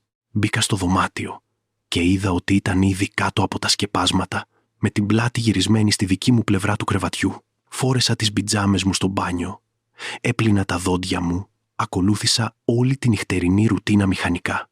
Ξάπλωσα δίπλα του, διατηρώντας τη μεγαλύτερη δυνατή απόσταση χωρίς να φαίνεται προφανές. Μπορούσα να ακούσω την αναπνοή του, να γίνεται πιο αργή και βαθιά καθώς τον έπαιρνε ο ύπνος. Πώς μπορούσε να κοιμάται τόσο ήσυχα? Πώς η συνείδησή του δεν τον βασάνιζε? Έμεινα ξύπνια για ώρες, κοιτάζοντας το ταβάνι στο σκοτάδι, ακούγοντας τον Γιώργο να ροχαλίζει απαλά. Το μυαλό μου δεν σταματούσε. Επεξεργαζόταν τα πάντα, σχεδίαζε, ανησυχούσε. Τελικά, από καθαρή κούραση, αποκοιμήθηκα κι εγώ. Αλλά ήταν ένας ανήσυχος ύπνος, γεμάτος συγκεχημένους εφιάλτες, για κήπους που άνοιγαν σαν τάφη, διαβατήρια που πολλαπλασιάζονταν ατελείωτα και τον Γιώργο με διαφορετικά πρόσωπα σε καθένα από αυτά. Ξύπνησα με το ξυπνητήρι του στις 6 το πρωί. Ο Γιώργος σηκώθηκε, ακολούθησε την πρωινή του ρουτίνα, με την ακρίβεια ενός ρολογιού. Μπάνιο, ξύρισμα, καφές, ειδήσεις στο τάμπλετ. Εγώ προσποιήθηκα ότι κοιμόμουν ακόμα, παρατηρώντας τον μέσα από μισόκλειστα μάτια. Έφυγε χωρίς να αποχαιρετήσει, όπως συνήθιζε να κάνει όταν πίστευε ότι κοιμόμουν. Μόλις άκουσα το αυτοκίνητο να φεύγει από τον γκαράζ, σηκώθηκα αμέσως. Σήμερα θα ήταν η μέρα. Σήμερα θα άρχιζα να καταστρώνω το σχέδιο διαφυγής μου, τη στρατηγική μου, για να αντιμετωπίσω αυτή την αδύνατη κατάσταση. Αλλά πρώτα χρειαζόμουν βοήθεια. Χρειαζόμουν κάποιον που να εμπιστεύομαι, κάποιον που θα μπορούσε να με συμβουλεύσει. Θυμήθηκα τη Μαρίνα, μια παλιά συνάδελφο από την εποχή που δούλευα ακόμα, πριν παντρευτώ τον Γιώργο. Είχαμε χάσει την επαφή με τα χρόνια, αλλά ήταν δικηγόρος εξειδικευμένη στο οικογενειακό δίκαιο. Αν υπήρχε κάποιος που θα μπορούσε να με βοηθήσει, ήταν εκείνη. Έψαξα το όνομά της στο διαδίκτυο και προς ανακούφισή μου βρήκα το δικηγορικό της γραφείο εύκολα. Ήταν μόλις 20 λεπτά από το σπίτι. Τηλεφώνησα μόλις άρχισε το ωράριο του γραφείου, στις 9. Η γραμματέας απάντησε με επαγγελματική φωνή, ρωτώντας τον λόγο του τηλεφωνήματός μου. Δίστασα, μη θέλοντας να δώσω λεπτομέρειες από το τηλέφωνο. Είναι ένα προσωπικό και επίγον θέμα. Είμαι μια παλιά φίλη της κυρίας Μαρίνας. Πρέπει να τη συμβουλευτώ το συντομότερο δυνατό. Υπήρξε μια παύση, καθώς η γραμματέας έλεγχε το πρόγραμμα. «Η κυρία Μαρίνα έχει ένα κενό στις 3 το απόγευμα σήμερα. Σας βολεύει? Θα ήταν παραπάνω από καλά. Θα ήταν τέλεια». Επιβεβαίωσα την ώρα, έδωσα το όνομά μου και έκλεισα το τηλέφωνο με μια αίσθηση ανακούφισης. Επιτέλους, έκανα κάποια συγκεκριμένη ενέργεια. Πέρασα το πρωινό προσπαθώντας να μείνω απασχολημένη. Τακτοποίησα το σπίτι σχολαστικά, έπλυνα ρούχα, ετοίμασα φαγητό που πιθανότατα δεν θα έτρωγα οτιδήποτε, για να κρατήσω το μυαλό μου συγκεντρωμένο και να αποφύγω τον πανικό που απειλούσε να με καταπιεί κάθε φορά που σταματούσα για να σκεφτώ τι αντιμετώπιζα. Στις 2:30 ντύθηκα πριλίτσνο, με ένα παντελόνι, μια διακριτική μπλούζα, άνετα παπούτσια και οδήγησα μέχρι το γραφείο της Μαρίνας. Το κτίριο ήταν κομψό, με πρόσωψη από γυαλί και μάρμαρο. Το γραφείο βρισκόταν στον 10ο όροφο με θέα στο κέντρο της πόλης. Η αίθουσα αναμονής ήταν διακοσμημένη με γούστο, μοντέρνα αλλά άνετα έπιπλα, καινούρια περιοδικά στο τραπεζάκι. Η γραμματέας με υποδέχτηκε με επαγγελματικό χαμόγελο και μου ζήτησε να περιμένω. Κάθισα σε μία μαλακή πολυθρόνα, ξεφυλίζοντας ένα περιοδικό, χωρίς να βλέπω πραγματικά τις σελίδες. Η καρδιά μου χτυπούσε δυνατά από προσμονή και νευρικότητα. Ήμουν έτοιμη να κάνω το πρώτο επίσημο βήμα για να διαλύσω τον γάμο μου, τη ζωή μου όπως την ήξερα. Η Μαρίνα εμφανίστηκε ακριβώς στις 3. Είχε αλλάξει από την τελευταία φορά που είχαμε δει η μία την άλλη. Τα μαλλιά της ήταν τώρα πιο κοντά, με μερικές γκρίζες τρίχες. Υπήρχαν γραμμές γύρω από τα μάτια της. Αλλά το χαμόγελό της ήταν το ίδιο, ζεστό και γνήσιο. «Αριάδνη, τόσο καιρό», αναφώνησε, αγκαλιάζοντας με θερμά. «Πέρνα, σε παρακαλώ». Το γραφείο της ήταν ευρύχωρο, με ένα μεγάλο γυαλισμένο ξύλινο γραφείο, ράφια γεμάτα νομικά βιβλία και αυτή την εντυπωσιακή θέα της πόλης. Καθίσαμε σε άνετες πολυθρόνες σε έναν ξεχωριστό χώρο του γραφείου, πιο ανεπίσημο από το γραφείο εργασίας. «Λοιπόν», είπε η Μαρίνα, με την έκφρασή της να γίνεται πιο σοβαρή, πιο επαγγελματική. «Η γραμματέας είπε ότι είναι επίγον. Τι συμβαίνει, Αριάδνη?» Και τότε της τα είπα όλα. Οι λέξεις βγήκαν από μέσα μου σαν ένας ανεξέλεγκτος χήμαρος. Η συνάντηση με την κυρία Σοφία, η ενιγματική προειδοποίηση, η ανακάλυψη στον κήπο, τα πλαστά έγγραφα, οι φωτογραφίες της απιστίας, οι υποψίες για εγκληματικές δραστηριότητες. Η Μαρίνα άκουγε σιωπηλά, κρατώντας σημειώσεις που και που σε ένα σημειωματάριο, με την έκφρασή της να παραμένει ουδέτερη και επαγγελματική. Όταν τελείωσα, ένιωσα παράξενα ανακουφισμένη, σαν το να μοιραστώ το βάρος με έναν άλλο άνθρωπο, να το έκανε λίγο ελαφρύτερο. Η Μαρίνα έμεινε σιωπηλή για μια στιγμή, κοιτάζοντας τις σημειώσεις της. Μετά σήκωσε το βλέμμα της προς εμένα. «Αριάδνη, βρίσκεσαι σε μια πολύ περίπλοκη κατάσταση», άρχισε με φωνή ευγενική αλλά σταθερή. «Πρώτον, όσον αφορά την ποινική πτυχή, χρειάζεσαι έναν ποινικολόγο, όχι μόνο έναν δικηγόρο οικογενειακού δικαίου. Οι δραστηριότητες του συζύγου σου μπορούν να σε εμπλέξουν νομικά, ακόμα κι αν δεν ήξερες τίποτα. Γνωρίζω κάποιον εξαιρετικό που μπορεί να σε βοηθήσει σε αυτό το κομμάτι». Ένιωσα το στομάχι μου να σφίγγεται. Εμπλεγμένη ποινικά, δεν είχα καν σκεφτεί αυτή την πιθανότητα. «Μα εγώ δεν ήξερα τίποτα», διαμαρτυρήθηκα. «Δεν έχω καμία σχέση με ό,τι κάνει». «Σε πιστεύω», είπε η Μαρίνα, «αλλά ενώπιον του νόμου είσαι η σύζυγός του. Μοιράζεσαι το σπίτι όπου βρέθηκαν αποδείξεις. Χρειάζεσαι νομική προστασία. Πρέπει να αποδείξεις την αθωότητά σου και την άγνοιά σου για τις δραστηριότητές του». Έκανε μια παύση. «Όσον αφορά το διαζύγιο, λαμβάνοντας υπόψη την τεκμηριωμένη απιστία και τις ύποπτες εγκληματικές δραστηριότητες, έχεις πολύ γερές βάσεις, αλλά πρέπει να είμαστε στρατηγικές». «Στρατηγικές πώς?» ρώτησα, γέρνοντας προς τα εμπρός. «Πρώτον, πρέπει να προστατεύσεις τα χρήματά σου. Μετάφερε τα χρήματά σου σε έναν ξεχωριστό λογαριασμό, κατά προτίμηση σε άλλη τράπεζα, κατά προτίμηση σήμερα κιόλας. Δεύτερον, πρέπει να τεκμηριώσουμε τα πάντα επίσημα. Θα ετοιμάσω μια ένορκη βεβαίωση με όλα όσα μου είπες. Τρίτον, και αυτό είναι πολύ σημαντικό, δεν μπορείς να αντιμετωπίσεις τον σύζυγό σου μέχρι να έχουμε ένα πλήρες σχέδιο σε δράση. Γιατί? Ρώτησα, αν και φανταζόμουν ήδη την απάντηση. Γιατί οι άντρες που εμπλέκονται σε εγκληματικές δραστηριότητες μπορεί να γίνουν επικίνδυνοι όταν νιώθουν ότι τους ανακαλύπτουν. Μπορεί να προσπαθήσει να σε εκφοβήσει. Μπορεί να καταστρέψει αποδείξεις. Μπορεί ακόμη και να φύγει από τη χώρα. Έχει πλαστά διαβατήρια, Αριάδνη. Αυτό διευκολύνει πολύ μια απόδραση. Η Μαρίνα έγειρε προς τα εμπρός. Τα χέρια της άγγιξαν τα δικά μου. Πρέπει να το κάνουμε αυτό σωστά. Προστατεύοντας σε κάθε βήμα, έγνεψα. Νιώθοντας τα δάκρυα να αρχίζουν επιτέλους να κυλούν. Όλη εκείνη την φρικτή μέρα είχα παραμείνει δυνατή, ελεγχόμενη. Αλλά εκεί, σε εκείνο το ασφαλές γραφείο, στην παρουσία κάποιου που πραγματικά νοιαζόταν και ήθελε να βοηθήσει, τα εμπόδια τελικά κατέρευσαν. Η Μαρίνα μου έδωσε ένα κουτί με χαρτομάντιλα και περίμενε υπομονετικά μέχρι να συνέλθω. «Συγγνώμη», ψιθύρισα, σκουπίζοντας τα μάτια μου. «Είναι απλώς ότι όλα αυτά είναι τόσο συντριπτικά». «Δεν χρειάζεται να ζητάς συγγνώμη», είπε απαλά. «Αντιμετωπίζεις μια προδοσία σε πολλαπλά επίπεδα. Προσωπικό, οικονομικό, νομικό, οποιοσδήποτε θα ήταν συντετριμμένος. Αλλά είσαι δυνατή, Αριάδνη. Έφτασες μέχρι εδώ. Ανακάλυψες όλα αυτά μόνη σου. Ήρθες να ζητήσεις βοήθεια. Αυτό απαιτεί πολύ θάρρος. Τα λόγια της μου έδωσαν λίγη παρηγοριά, λίγη δύναμη. «Τι κάνω τώρα?» ρώτησα.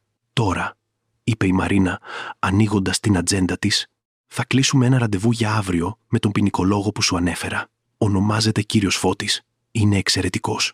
Στο μεταξύ, πας στην τράπεζα σήμερα κιόλας, μεταφέρεις τα χρήματά σου και συμπεριφέρεσαι φυσιολογικά στο σπίτι. Μπορείς να το κάνεις αυτό?» «Μπορώ», απάντησα. Πιο σταθερά από ό,τι ένιωθα. Η Μαρίνα χαμογέλασε. Ένα ενθαρρυντικό χαμόγελο που μου έδωσε περισσότερη αυτοπεποίθηση. «Τέλεια. Θα ετοιμάσω επίσης κάποια προκαταρκτικά έγγραφα για το διαζύγιο, αλλά δεν θα καταθέσουμε τίποτα ακόμα. Θέλουμε να έχουμε όλα τα κομμάτια μας στη θέση τους πριν κάνουμε οποιαδήποτε κίνηση. Σημείωσε κάτι. Είπες ότι έχεις φωτογραφίες από όλα όσα βρήκες». Της έδειξα τις φωτογραφίες στο κινητό μου. Η Μαρίνα εξέτασε κάθε μία προσεκτικά, κρατώντας περισσότερες σημειώσεις. «Τέλεια. Αυτό θα είναι κρίσιμο. Ήσουν πολύ έξυπνη που τα τεκμηρίωσες όλα», μου επέστρεψε το τηλέφωνό μου. «Κράτα αυτό το αντίγραφο ασφαλείας στο νέφος, αλλά στείλε μου και αντίγραφα. Θα τα αποθηκεύσω σε έναν ασφαλή φάκελο, εδώ, στο γραφείο». Περάσαμε άλλη μία ώρα συζητώντας λεπτομέρειες, σχεδιάζοντας στρατηγικές, εξετάζοντας διάφορες πιθανότητες. Όταν τελικά έφυγα από το γραφείο στις 5 το απόγευμα, ένιωθα ψυχικά εξαντλημένη, αλλά και παράξενα ελαφρύτερη. Δεν ήμουν πια μόνη σε αυτό. Είχα συμμάχους, ικανούς ανθρώπους να με βοηθούν. Πήγα κατευθείαν σε μια διαφορετική τράπεζα από αυτή που χρησιμοποιούσαμε με τον Γιώργο. Άνοιξα ένα νέο λογαριασμό μόνο στο όνομά μου και μετέφερα όλα τα χρήματα από τον παλιό μου λογαριασμό εκεί. Δεν ήταν πολλά, αλλά ήταν δικά μου. Ήταν ασφαλή. Ήταν μία αρχή για να ξαναχτίσω τη ζωή μου. Όταν έφτασα σπίτι, βρήκα τον Γιώργο ήδη εκεί. Κάτι που ήταν σπάνιο για τέτοια ώρα. Η καρδιά μου χτύπησε αμέσως δυνατά, αλλά ανάγκασα τον εαυτό μου να φανεί ήρεμος. «Ήρθες νωρίς», σχολίασα, βγάζοντας τα παπούτσια μου. Ακυρώθηκε η απογευματινή σύσκεψη, εξήγησε, χωρίς να σηκώσει το βλέμμα από το τάμπλετ που κρατούσε. Αποφάσισα να δουλέψω από το σπίτι την υπόλοιπη μέρα. Ήταν στο γραφείο, με την πόρτα ανοιχτή, κάτι επίσης ασυνήθιστο. «Θα φτιάξω το δείπνο», είπα, πηγαίνοντας στην κουζίνα. Τα χέρια μου έτρεμαν ελαφρά, καθώς έκοβα λαχανικά, αλλά διατήρησα τις κινήσεις μου σταθερές, ελεγχόμενες. Έπρεπε να συμπεριφερθώ φυσιολογικά, δεν μπορούσα να δώσω κανένα σημάδι ότι κάτι είχε αλλάξει. Κατά τη διάρκεια του δείπνου, ο Γιώργος ήταν πιο ομιλητικός από το συνηθισμένο. Σχολίασε για τη δουλειά, για ειδήσεις που είχε διαβάσει, με ρώτησε ακόμη και για τη μέρα μου, με περισσότερες λεπτομέρειες από το συνηθισμένο. Κάθε ερώτηση με έκανε πιο νευρική. Αναρωτιόμουν αν υποψιαζόταν κάτι, αν είχε παρατηρήσει κάτι παράτερο. «Πήγα στο κέντρο σήμερα», απάντησα ανέμελα. Συνάντησα μια παλιά φίλη, φάγαμε μαζί. Ήταν ωραία που τα είπαμε, δεν ήταν εντελώς ψέμα. Η Μαρίνα ήταν μια παλιά φίλη. Απλώς δεν είχαμε φάει μαζί. Τι ωραία, είπε ο Γιώργος, φαινομενικά ενδιαφερόμενος. Θα έπρεπε να βγαίνεις περισσότερο, να βλέπεις περισσότερους ανθρώπους. Μερικές φορές σκέφτομαι ότι μένεις πολύ απομονωμένη εδώ στο σπίτι. Η ηρωνία των λόγων του, αυτός να λέει ότι εγώ θα έπρεπε να έχω περισσότερη κοινωνική ζωή, ενώ διατηρούσε μια ολόκληρη, μυστική ζωή, σχεδόν με έκανε να γελάσω. Μετά το δείπνο, επέστρεψε στο γραφείο. Τον άκουσα να μιλάει στο τηλέφωνο, με φωνή πολύ χαμηλή για να διακρίνω λέξεις, αλλά ο τόνος υποδήλωνε μια επαγγελματική συζήτηση. Πήγα στο σαλόνι, προσποιήθηκα ότι έβλεπα τηλεόραση, ενώ το μυαλό μου επεξεργαζόταν τη μέρα. Η συνάντηση με τη Μαρίνα και τον ποινικολόγο αύριο θα ήταν κρίσιμη. Έπρεπε να είμαι προετοιμασμένη. Έπρεπε να τα πω όλα ξανά. Έπρεπε να αποδείξω την αθωότητά μου. Εκείνο το βράδυ ξάπλωσα δίπλα στο Γιώργο ξανά, αλλά αυτή τη φορά ένιωθα λίγο λιγότερο ανυπεράσπιστη. Είχα ένα σχέδιο, είχα βοήθεια, είχα κάνει τα πρώτα βήματα για να προστατευτώ. Ήταν ακόμα τρομακτικό, πονούσε ακόμα βαθιά, αλλά τουλάχιστον δεν ήμουν πια παθητική, περιμένοντας τα πράγματα να μου συμβούν. Ο Γιώργος αποκοιμήθηκε γρήγορα. Όπως πάντα, έμεινα ξύπνια περισσότερη ώρα, παρατηρώντας τις σκιές που έκαναν τα δέντρα του κήπου στο ταβάνι, κινούμενες απαλά με τον αέρα. Ο κήπος μου, το μέρος που ήταν το ιερό μου, το καταφύγιό μου, τώρα ήταν μολυσμένο από τα μυστικά του Γιώργου. Κάθε φυτό, κάθε λουλούδι, όλα μου θύμιζαν αυτό που ήταν θαμμένο εκεί, αυτό που είχα ανακαλύψει. Το επόμενο πρωί, ο Γιώργος έφυγε νωρίς και πάλι για το γραφείο. Μόλις τον άκουσα να φεύγει, σηκώθηκα και άρχισα να ετοιμάζομαι για τη συνάντηση. Επέλεξα συντηρητικά ρούχα. Ήθελα να κάνω καλή εντύπωση στον κύριο Φώτη. Για πρωινό ήπια καφέ, αλλά μετά βίας μπόρεσα να δοκιμάσω μια μπουκιά. Το στομάχι μου ήταν ανακατεμένο από τα νεύρα. Έφτασα στο γραφείο της Μαρίνας 15 λεπτά πριν από τη συμφωνημένη ώρα. Ο κύριος Φώτης ήταν ήδη εκεί. Ένας ψηλός, αδύνατος άντρας γύρω στα 60, με εντελώς γκρίζα μαλλιά, αλλά όρθια στάση και άγρυπνα μάτια πίσω από διακριτικά γυαλιά. Με χαιρέτησε με μια σταθερή χειραψία και ένα επαγγελματικό χαμόγελο. Η συνάντηση διήρκεσε σχεδόν 3 ώρες. Τα είπα όλα ξανά, με περισσότερες λεπτομέρειες. Αυτή τη φορά ο κύριος Φώτης έκανε ακριβείς, συγκεκριμένες ερωτήσεις για ημερομηνίες, ώρες, ακριβή ποσά. Η Μαρίνα ήταν παρούσα επίσης, κρατώντας επιπλέον σημειώσεις, προσθέτοντας περιστασιακά πληροφορίες από την πλευρά του διαζυγίου. «Κυρία Αριάδνη», είπε ο κύριος Φώτης όταν τελείωσα, «από ό,τι περιγράφεται, ο σύζυγός σας πιθανότατα εμπλέκεται σε ξέπλυμα χρήματος, πιθανώς απάτη και σίγουρα διαπράττει το αδίκημα της χρήσης πλαστών εγγράφων. Τα πλαστά διαβατήρια από μόνα τους είναι επαρκής απόδειξη για μια αστυνομική έρευνα. Ένιωσα την ψυχή μου να φεύγει. Το να ακούω έναν ποινικολόγο να επιβεβαιώνει τις υποψίες μου έκανε τα πάντα πιο πραγματικά, πιο τρομακτικά. Και εγώ, μπορούν να με κατηγορήσουν για κάτι? Όχι. Αν δράσουμε σωστά, απάντησε. Εσείς ανακαλύψατε τα στοιχεία, τα τεκμηριώσατε όλα, αναζητήσατε νομική καθοδήγηση αμέσως. Αυτό αποδεικνύει καλή πίστη. Θα ετοιμάσω μια κατάθεση για να την υπογράψετε, δηλώνοντας σαφώς πότε ανακαλύψατε τα πάντα και τις ενέργειες που κάνατε. Αυτό θα σας προστατεύσει νομικά. Αλλά υπάρχει κάτι ακόμα, συνέχισε ο κύριος Φώτης, γέρνοντας προς τα εμπρός. Πρέπει να εξετάσουμε το ενδεχόμενο να πάμε στην αστυνομία με αυτές τις πληροφορίες. Εσείς κρατάτε αποδείξεις εγκλημάτων. Αν αποκαλυφθεί και δεν το έχετε αναφέρει, μπορεί να κατηγορηθείτε για παρακόλληση της δικαιοσύνης ή συνέργεια. Το δωμάτιο φάνηκε να γυρίζει. Το να πάω στην αστυνομία σημαίνει άρχισα, αλλά η φωνή μου έσπασε. Σημαίνει ότι ο σύζυγός σας θα συλληφθεί, θα ερευνηθεί, πιθανώς θα διωχθεί, συμπλήρωσε απαλά η Μαρίνα. Σημαίνει ότι όλα θα βγουν στο φως δημοσίως. Σημαίνει το οριστικό τέλος του γάμου. Και πιθανώς ένα σκάνδαλο. Έκλεισα τα μάτια μου προσπαθώντας να το επεξεργαστώ. Ένα πράγμα ήταν να ξέρω θεωρητικά ότι ο Γιώργος έπρεπε να αντιμετωπίσει τις συνέπειες των πράξεών του και άλλο πολύ διαφορετικό να είμαι εγώ το άτομο που θα τον παρέδιδε στις αρχές. Παρά όλα όσα είχε κάνει, παρά όλα τα ψέματα και τις προδοσίες, εξακολουθούσε να είναι ο σύζυγός μου επί 28 χρόνια. Ένα μέρος μου εξακολουθούσε να ανησυχεί. Εξακολουθούσε να με πονάει η σκέψη να τον δω να οδηγείται με χειροπέδες. «Δεν χρειάζεται να αποφασίσετε τώρα», είπε ο κύριος Φώτης, παρατηρώντας την αγωνία μου. «Αλλά πρέπει να αποφασίσετε σύντομα.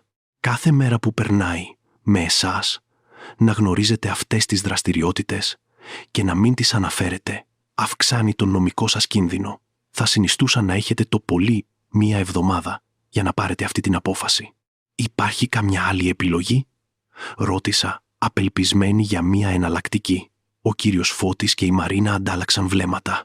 «Τεχνικά», είπε η Μαρίνα, «θα μπορούσες απλώς να ζητήσεις διαζύγιο χωρίς να αναφέρεις τις ποινικές πτυχές, αλλά αυτό θα σε άφηνε ευάλωτη. Αν οι αρχές ανακαλύψουν τις δραστηριότητές του από άλλη πηγή και μάθουν ότι εσύ ήξερες, γίνεσαι συνένοχος. Επιπλέον, χωρίς να τον καταγγείλεις, δεν έχεις τρόπο να εγγυηθείς ότι δεν θα εμπλακείς στις απάτες του. Και υπάρχει και το ηθικό ζήτημα», πρόσθεσε ο κύριος Φώτης. «Αν ο σύζυγός σας εμπλέκεται πραγματικά σε ξέπλυμα χρήματος, διευκολύνει άλλα εγκλήματα. Εμπόριο ναρκωτικών, διαφθορά, ποιος ξέρει τι άλλο. Το να επιτρέψετε να συνεχιστεί αυτό έχει ηθικές προεκτάσεις. Ήξερα ότι είχαν δίκιο. Ήξερα ότι από νομική, ηθική και πρακτική άποψη η καταγγελία του Γιώργου στις αρχές ήταν η μόνη πραγματική επιλογή. Αλλά το βάρος αυτής της απόφασης ήταν συντριπτικό. «Μπορώ να έχω μερικές μέρες για να σκεφτώ?» ζήτησα. «Πρέπει να τα επεξεργαστώ όλα αυτά». «Φυσικά», είπε η Μαρίνα, αγγίζοντας απαλά το μπράτσο μου. «Αλλά μην αργήσεις πολύ, Αριάδνη, για τη δική σου προστασία». Ο κύριος Φώτης έγνεψε και μετά άρχισε να εξηγεί τη διαδικασία για το πώς θα γινόταν η καταγγελία όταν αποφάσιζα να προχωρήσω. Έφυγα από εκείνη τη συνάντηση νιώθοντας σαν να κουβαλούσα όλο τον κόσμο στους ώμους μου. Οδήγησα άσκοπα για λίγη ώρα, σταματώντας τελικά σε ένα πάρκο. Κάθισα σε ένα παγκάκι κάτω από ένα δέντρο και απλώς έμεινα εκεί παρατηρώντας τα παιδιά να παίζουν, ζευγάρια να περπατούν, ανθρώπους να ζουν τις φυσιολογικές τους ζωές, ενώ η δική μου κατέρεε. Όσο περισσότερο το σκεφτόμουν, τόσο πιο ξεκάθαρη γινόταν η αλήθεια. Δεν είχα πραγματικά επιλογή. Η καταγγελία του Γιώργου ήταν η μόνη επιλογή που με προστάτευε νομικά και ηθικά. Το ερώτημα δεν ήταν αν θα το έκανα, αλλά πότε και πώς. Και πριν το κάνω, υπήρχε ένα πράγμα που χρειαζόμουν. Απαντήσεις. Απαντήσεις που μόνο ο Γιώργος μπορούσε να δώσει. Αποφάσισα ότι θα αντιμετώπιζα τον Γιώργο εκείνο το βράδυ. Δεν μπορούσα πλέον να προσποιούμε. Δεν μπορούσα πλέον να κοιμάμαι δίπλα του, ξέροντας ό,τι ήξερα. Η Μαρίνα είχε συμβουλεύσει να περιμένω, αλλά εγώ δεν θα μπορούσα. Έπρεπε να τον κοιτάξω στα μάτια και να ακούσω την αλήθεια, όσο οδυνηρή κι αν ήταν. Επέστρεψα σπίτι αργά το απόγευμα και άρχισα να προετοιμάζομαι. Έβαλα σημαντικά έγγραφα σε μία τσάντα, το διαβατήριό μου, το πιστοποιητικό γέννησης, συμβόλαια, ασφαλιστήρια. Έβαλα την τσάντα στο port-punt μπαγκάζ του αυτοκινήτου μου, μαζί με μια μικρή βαλίτσα με ρούχα και είδη πρώτης ανάγκης. Αν τα πράγματα πήγαιναν στραβά, αν ο Γιώργος αντιδρούσε άσχημα, ήθελα να έχω την επιλογή να φύγω αμέσως. Ετοίμασα ένα απλό δείπνο, αλλά το στομάχι μου ήταν τόσο ανακατεμένο, που μετά βίας δοκίμασα μία μπουκιά. Στις 8 το βράδυ έφτασε ο Γιώργος. Φαινόταν πιο αγχωμένος από το συνηθισμένο. Υπήρχε μια δισκαμψία στους ώμους του που δεν υπήρχε πριν. «Πρέπει να μιλήσουμε», είπα μόλις μπήκε. Η φωνή μου βγήκε πιο σταθερή από ό,τι περίμενα, φορτισμένη με μια αποφασιστικότητα που δεν ήξερα ότι είχα. Ο Γιώργος σταμάτησε απότομα. Τα μάτια του συνάντησαν τα δικά μου. Για μια στιγμή είδα κάτι να περνά από το πρόσωπό του. Έκπληξη, φόβος, αλλά ήταν πολύ γρήγορο για να είμαι σίγουρη. «Γιατί πράγμα?» ρώτησε, με τη φωνή του προσεκτικά ουδέτερη.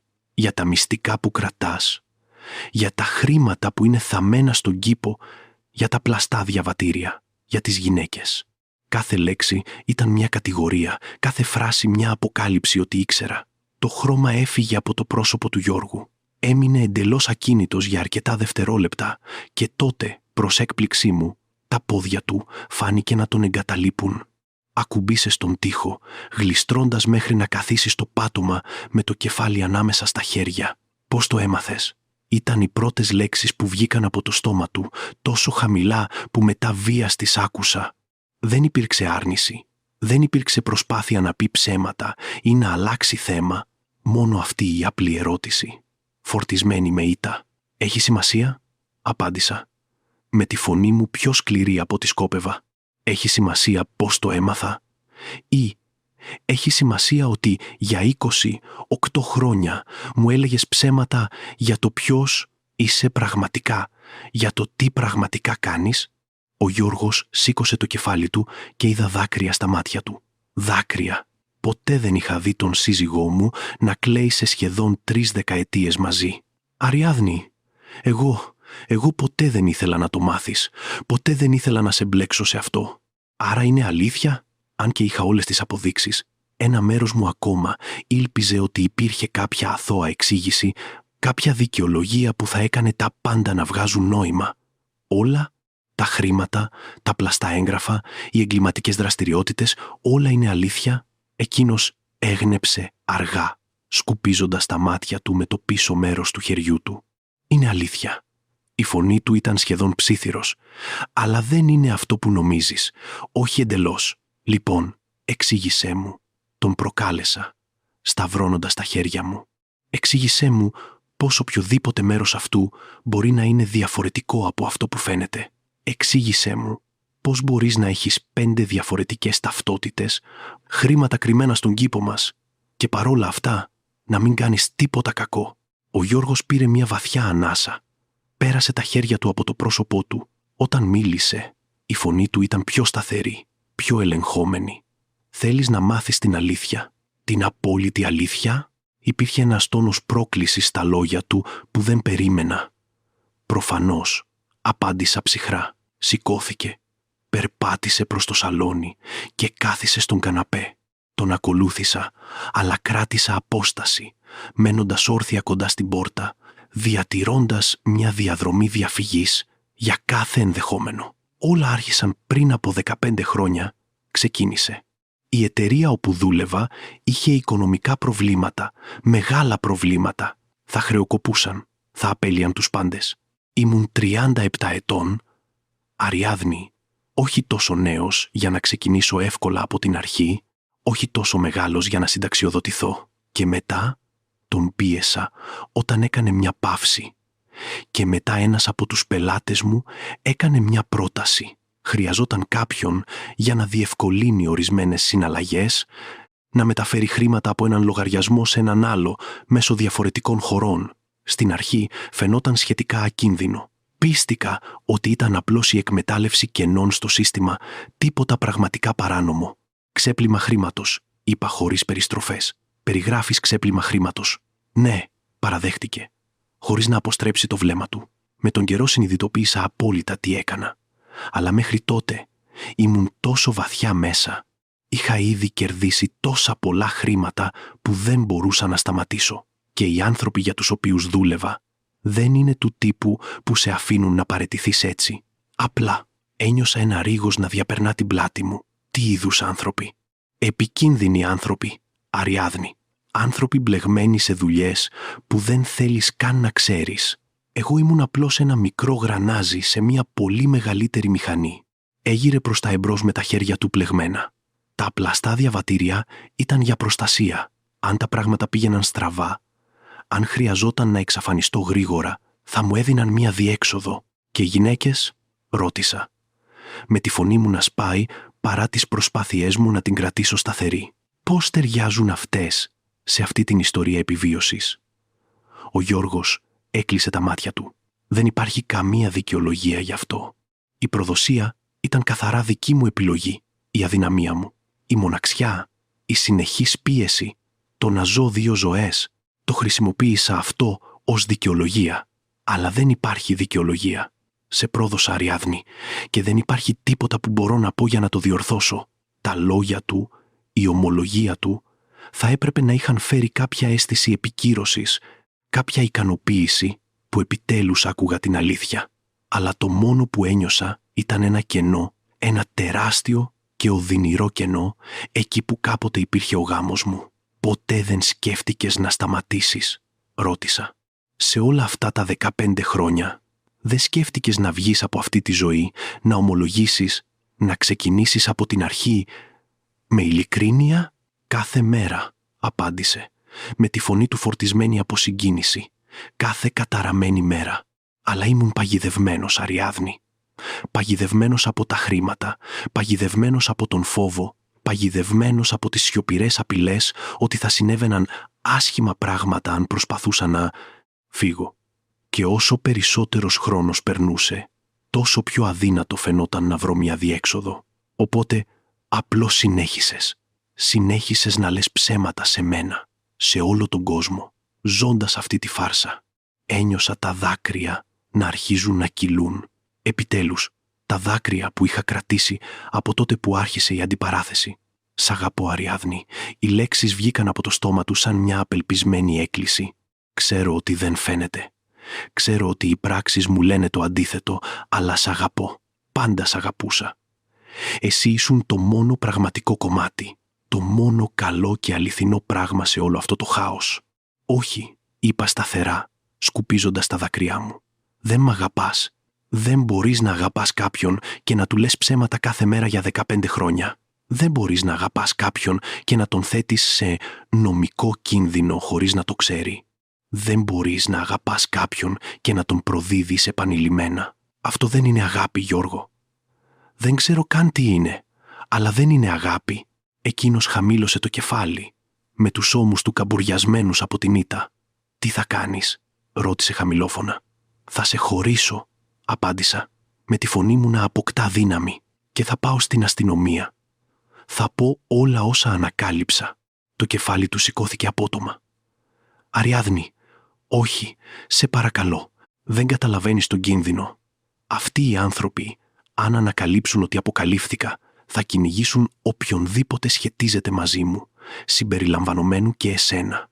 Τότε, ίσως θα έπρεπε να το είχες σκεφτεί αυτό πριν με βάλεις σε αυτή την κατάσταση». Αντέκρουσα. «Είχες 15 χρόνια για να πάρεις τη σωστή απόφαση. Τώρα, εγώ παίρνω τη δική μου. Σε παρακαλώ». Σηκώθηκε. Έκανε ένα βήμα προς το μέρος μου.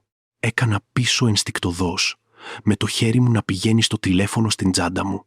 Εκείνος σταμάτησε αμέσως, με τα χέρια σηκωμένα σε μια χειρονομία παράδοσης.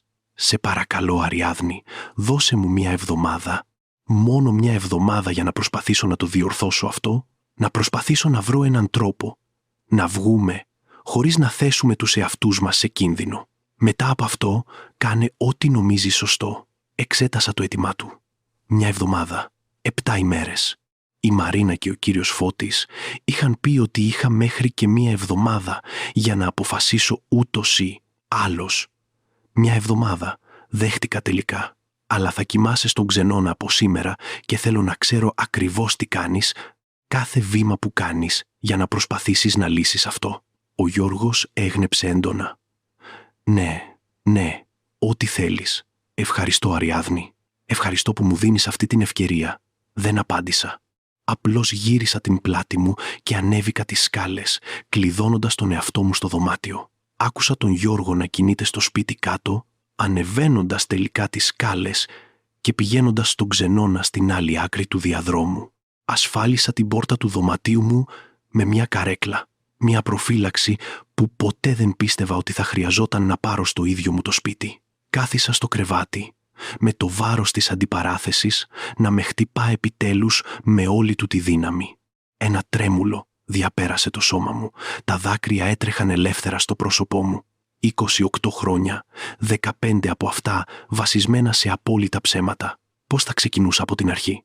Πώς θα ξαναέχτιζα τη ζωή μου στα 55 μου χρόνια, μόνη, δυνητικά σε κίνδυνο λόγω της σύνδεσης με τα εγκλήματα του Γιώργου? Αλλά παρά τον φόβο, παρά τον πόνο, ένιωσα και κάτι άλλο, μια αίσθηση απελευθέρωσης. του να βλέπω επιτέλους την αλήθεια, όσο άσχημη κι αν ήταν, του να παίρνω επιτέλους τον έλεγχο της δικής μου ζωής, του να παίρνω αποφάσεις βασισμένες σε αυτό που ήξερα ότι ήταν σωστό, όχι σε αυτό που ήταν άνετο ή εύκολο. Οι επόμενες μέρες ήταν οι πιο παράξενες της ζωής μου. Ο Γιώργος και εγώ ζούσαμε στο ίδιο σπίτι, αλλά σε εντελώς ξεχωριστούς κόσμους. Εκείνος περνούσε ώρες κλειδωμένος στο γραφείο, κάνοντας τηλεφωνήματα με χαμηλή φωνή, δουλεύοντας πυρετοδός στον υπολογιστή. Εγώ κρατούσα αποστάσεις, παρατηρούσα, περίμενα, προετοιμαζόμουν για ό,τι θα ερχόταν. Η Μαρίνα τηλεφωνούσε κάθε μέρα για να δει πως ήμουν. Της είπα για την αντιπαράθεση, για την εβδομάδα που έδωσα στον Γιώργο. Δεν ήταν χαρούμενη με την απόφασή μου. Με προειδοποίησε επανειλημμένα για τους κινδύνους, αλλά σεβάστηκε την επιλογή μου. Ο κύριος Φώτης ετοίμασε όλα τα απαραίτητα έγγραφα για όταν αποφασίζαμε να προχωρήσουμε. Η καταγγελία στην αστυνομία, οι αγωγές διαζυγίου, όλα έτοιμα για ενεργοποίηση. Την τέταρτη νύχτα, μετά την αντιπαράθεση, ο Γιώργος με αναζήτησε. Έμοιαζε να έχει γεράσει χρόνια μέσα σε λίγες μέρες. Είχε βαθιούς μαύρους κύκλους κάτω από τα μάτια. Ήταν αξίριστος, τα ρούχα του τσαλακωμένα. «Μπορώ να σου μιλήσω?» ρώτησε διστακτικά, στεκόμενος στην πόρτα του σαλονιού όπου διάβαζα. Έκλεισα το βιβλίο. «Μίλα». Μπήκε, αλλά κράτησε μια απόσταση σεβασμού. Έκλεισα μια συμφωνία με τους ανθρώπους για τους οποίους δουλεύω. Θα παραδώσω όλα όσα ξέρω. Ονόματα, λογαριασμούς, επιχειρήσεις. Σε αντάλλαγμα θα με βάλουν σε πρόγραμμα προστασίας μαρτύρων. Και εσένα, αν θέλεις.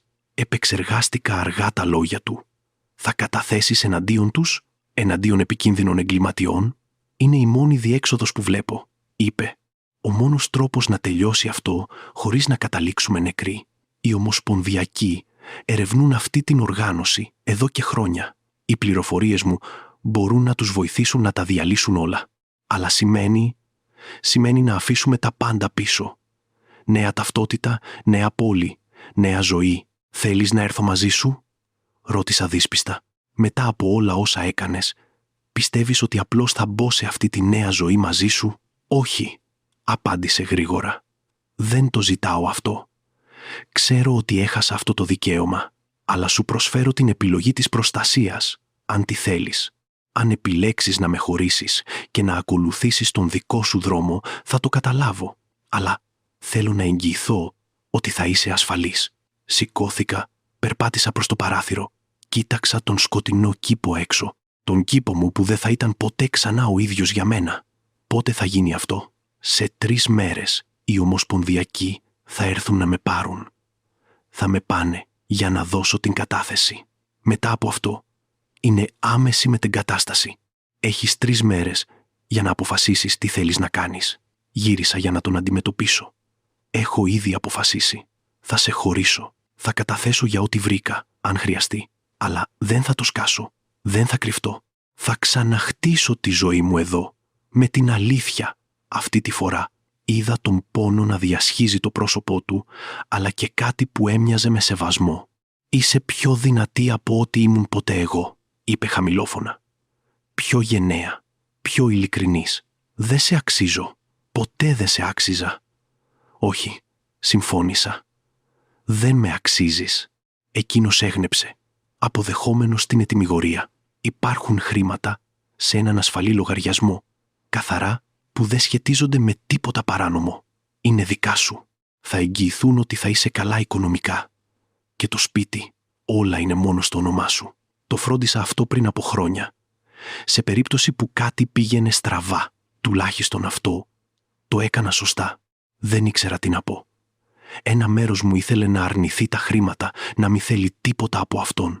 Αλλά το πρακτικό μέρος αναγνώριζε ότι θα χρειαζόμουν πόρους για να ξεκινήσω από την αρχή. «Ευχαριστώ», είπα τελικά, με τη λέξη να βγαίνει παράξενη. «Λυπάμαι πολύ, Αριάδνη». Η φωνή του έσπασε. «Λυπάμαι πολύ για όλα. Για κάθε ψέμα, κάθε προδοσία, κάθε στιγμή που επέλεξα τον λάθος δρόμο. Άξιζες πολύ καλύτερα». «Ναι», απάντησα απλά. «Μου άξιζε». Τις επόμενες 3 μέρες προετοιμάστηκα μεθοδικά για τη νέα μου ζωή. Υπέγραψα τα έγγραφα του διαζυγίου που ετοίμασε η Μαρίνα. Έδωσα την κατάθεσή μου στους ομοσπονδιακούς πράκτορες που ήρθαν διακριτικά στο σπίτι. Μάζεψα τα πράγματα του Γιώργου και τα άφησα στον ξενώνα. Θα έπαιρνε πολύ λίγα μαζί του στη νέα του ζωή. Το πρωί που οι ομοσπονδιακοί ήρθαν για αυτόν, ο Γιώργος και εγώ σταθήκαμε πρόσωπο με πρόσωπο στην είσοδο για τελευταία φορά. Υπήρχαν τόσα πολλά που θα μπορούσαν να υποθούν, τόσα πολλά που θα έμεναν για πάντα ανίποτα. «Να είσαι ευτυχισμένη», είπε τελικά. «Βρες κάποιον που να σε αξίζει, που να σου φέρεται όπως θα έπρεπε πάντα να σου φέρονται. Να προσέχεις», απάντησα. Ήταν το μόνο που μπορούσα να προσφέρω. Και μετά έφυγε. Ένα διακριτικό μαύρο φορτηγάκι, ομοσπονδιακοί πράκτορες με πολιτικά και ο άντρας με τον οποίο πέρασα 8 χρόνια της ζωής μου εξαφανίστηκε, πιθανότατα για πάντα. Έμεινα εκεί στην πόρτα για πολλή ώρα, αφού το φορτηγάκι εξαφανίστηκε στρίβοντας στη γωνία. Τότε, αργά, έκλεισα την πόρτα, την κλείδωσα και γύρισα για να αντικρίσω το σπίτι μου, τώρα πραγματικά μόνο δικό μου.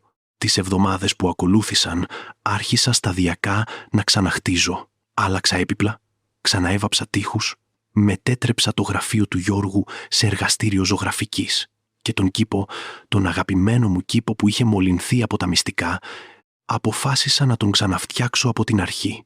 Έσκαψα κάθε παρτέρι, αφαίρεσα κάθε φυτό που υπήρχε κατά την εποχή του Γιώργου. Φύτεψα νέα λουλούδια, νέα δέντρα, δημιούργησα έναν εντελώς νέο χώρο.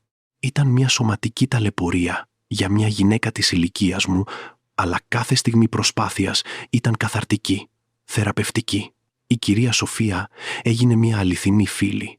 Πίναμε καφέ μαζί τακτικά, συζητούσαμε για τις ζωές μας, μοιραζόμασταν τους πόνους και τις ελπίδες των νέων, καθυστερημένων ξεκινημάτων. Τη βοηθούσα οικονομικά όποτε μπορούσα, όχι από ήκτο, αλλά επειδή γίναμε πραγματικά σημαντικές η μία για την άλλη. «Φαίνεσαι διαφορετική», σχολίασε σε έναν από αυτούς τους καφέδες, μερικούς μήνες, αφού όλα είχαν τελειώσει. «Πιο ανάλαφρη, σαν να έβγαλες από πάνω σου ένα βάρος που κουβαλούσες για χρόνια». «Το έβγαλα», συμφώνησα, χαμογελώντας.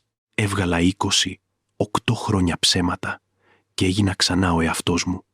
Ή ίσως, για πρώτη φορά, κοίταξα έξω από το παράθυρο προς τον ανανεωμένο μου κήπο με τα πολύχρωμα λουλούδια να χορεύουν με το αεράκι. Δεν ήταν πια ένας τόπος θαμμένων μυστικών, αλλά ένας χώρος νέων ξεκινημάτων, ανάπτυξης δυνατοτήτων. Είμαι 55 ετών. Σύμφωνα με τα κοινωνικά πρότυπα, θα έπρεπε να σκέφτομαι τη συνταξιοδότηση, να ρίχνω τους ρυθμούς, να αποδέχομαι ότι τα καλύτερα χρόνια έχουν περάσει. Αλλά ανακάλυψα ότι η ζωή δεν τελειώνει απλώς επειδή έφτασες σε μια συγκεκριμένη ηλικία ή πέρασες από ορισμένες δοκιμασίες. Ξαναγύρισα στα θρανία. Γράφτηκα σε ένα μάθημα ιστορίας της τέχνης που πάντα ήθελα να κάνω. Έκανα νέους φίλους, ανέπτυξα νέα χόμπι, εξερεύνησα κομμάτια του εαυτού μου που είχαν μείνει αδρανή για χρόνια, ζώντας στη σκιά των μυστικών του Γιώργου. Υπάρχουν άσχημες μέρες, φυσικά. Στιγμές που η μοναξιά χτυπά, που η προδοσία πονάει ακόμα, που αναρωτιέμαι αν θα μπορούσα να είχα δει τα σημάδια νωρίτερα, αν θα μπορούσα να είχα αλλάξει κάτι. Αλλά μετά θυμάμαι ότι οι αποφάσεις του Γιώργου ήταν δικές του, όχι δικές μου. Η μόνη μου ευθύνη τώρα είναι απέναντι στον εαυτό μου. Να ζήσω αυθεντικά, ειλικρινά, γενναία. Ποτέ δεν έμαθα ξανά νέα του Γιώργου. Βρίσκεται κάπου κάτω από μια νέα ταυτότητα, ζώντας μια νέα ζωή. Ελπίζω να είναι μια καλύτερη ζωή, πιο ειλικρινής από αυτή που έζησε μαζί μου. Αλλά κυρίως δεν τον σκέφτομαι πολύ. Αυτό το κεφάλαιο έχει κλείσει. Υπάρχει μια φράση που λέει ότι η αλήθεια απελευθερώνει. Για πολύ καιρό ζούσα σε ένα άνετο ψέμα, προστατευμένη από την άγνοια. Όταν η αλήθεια βγήκε τελικά στο φως, πόναγε περισσότερο από οτιδήποτε είχα βιώσει. Αλλά αυτός ο πόνος ήταν το τίμημα της ελευθερίας.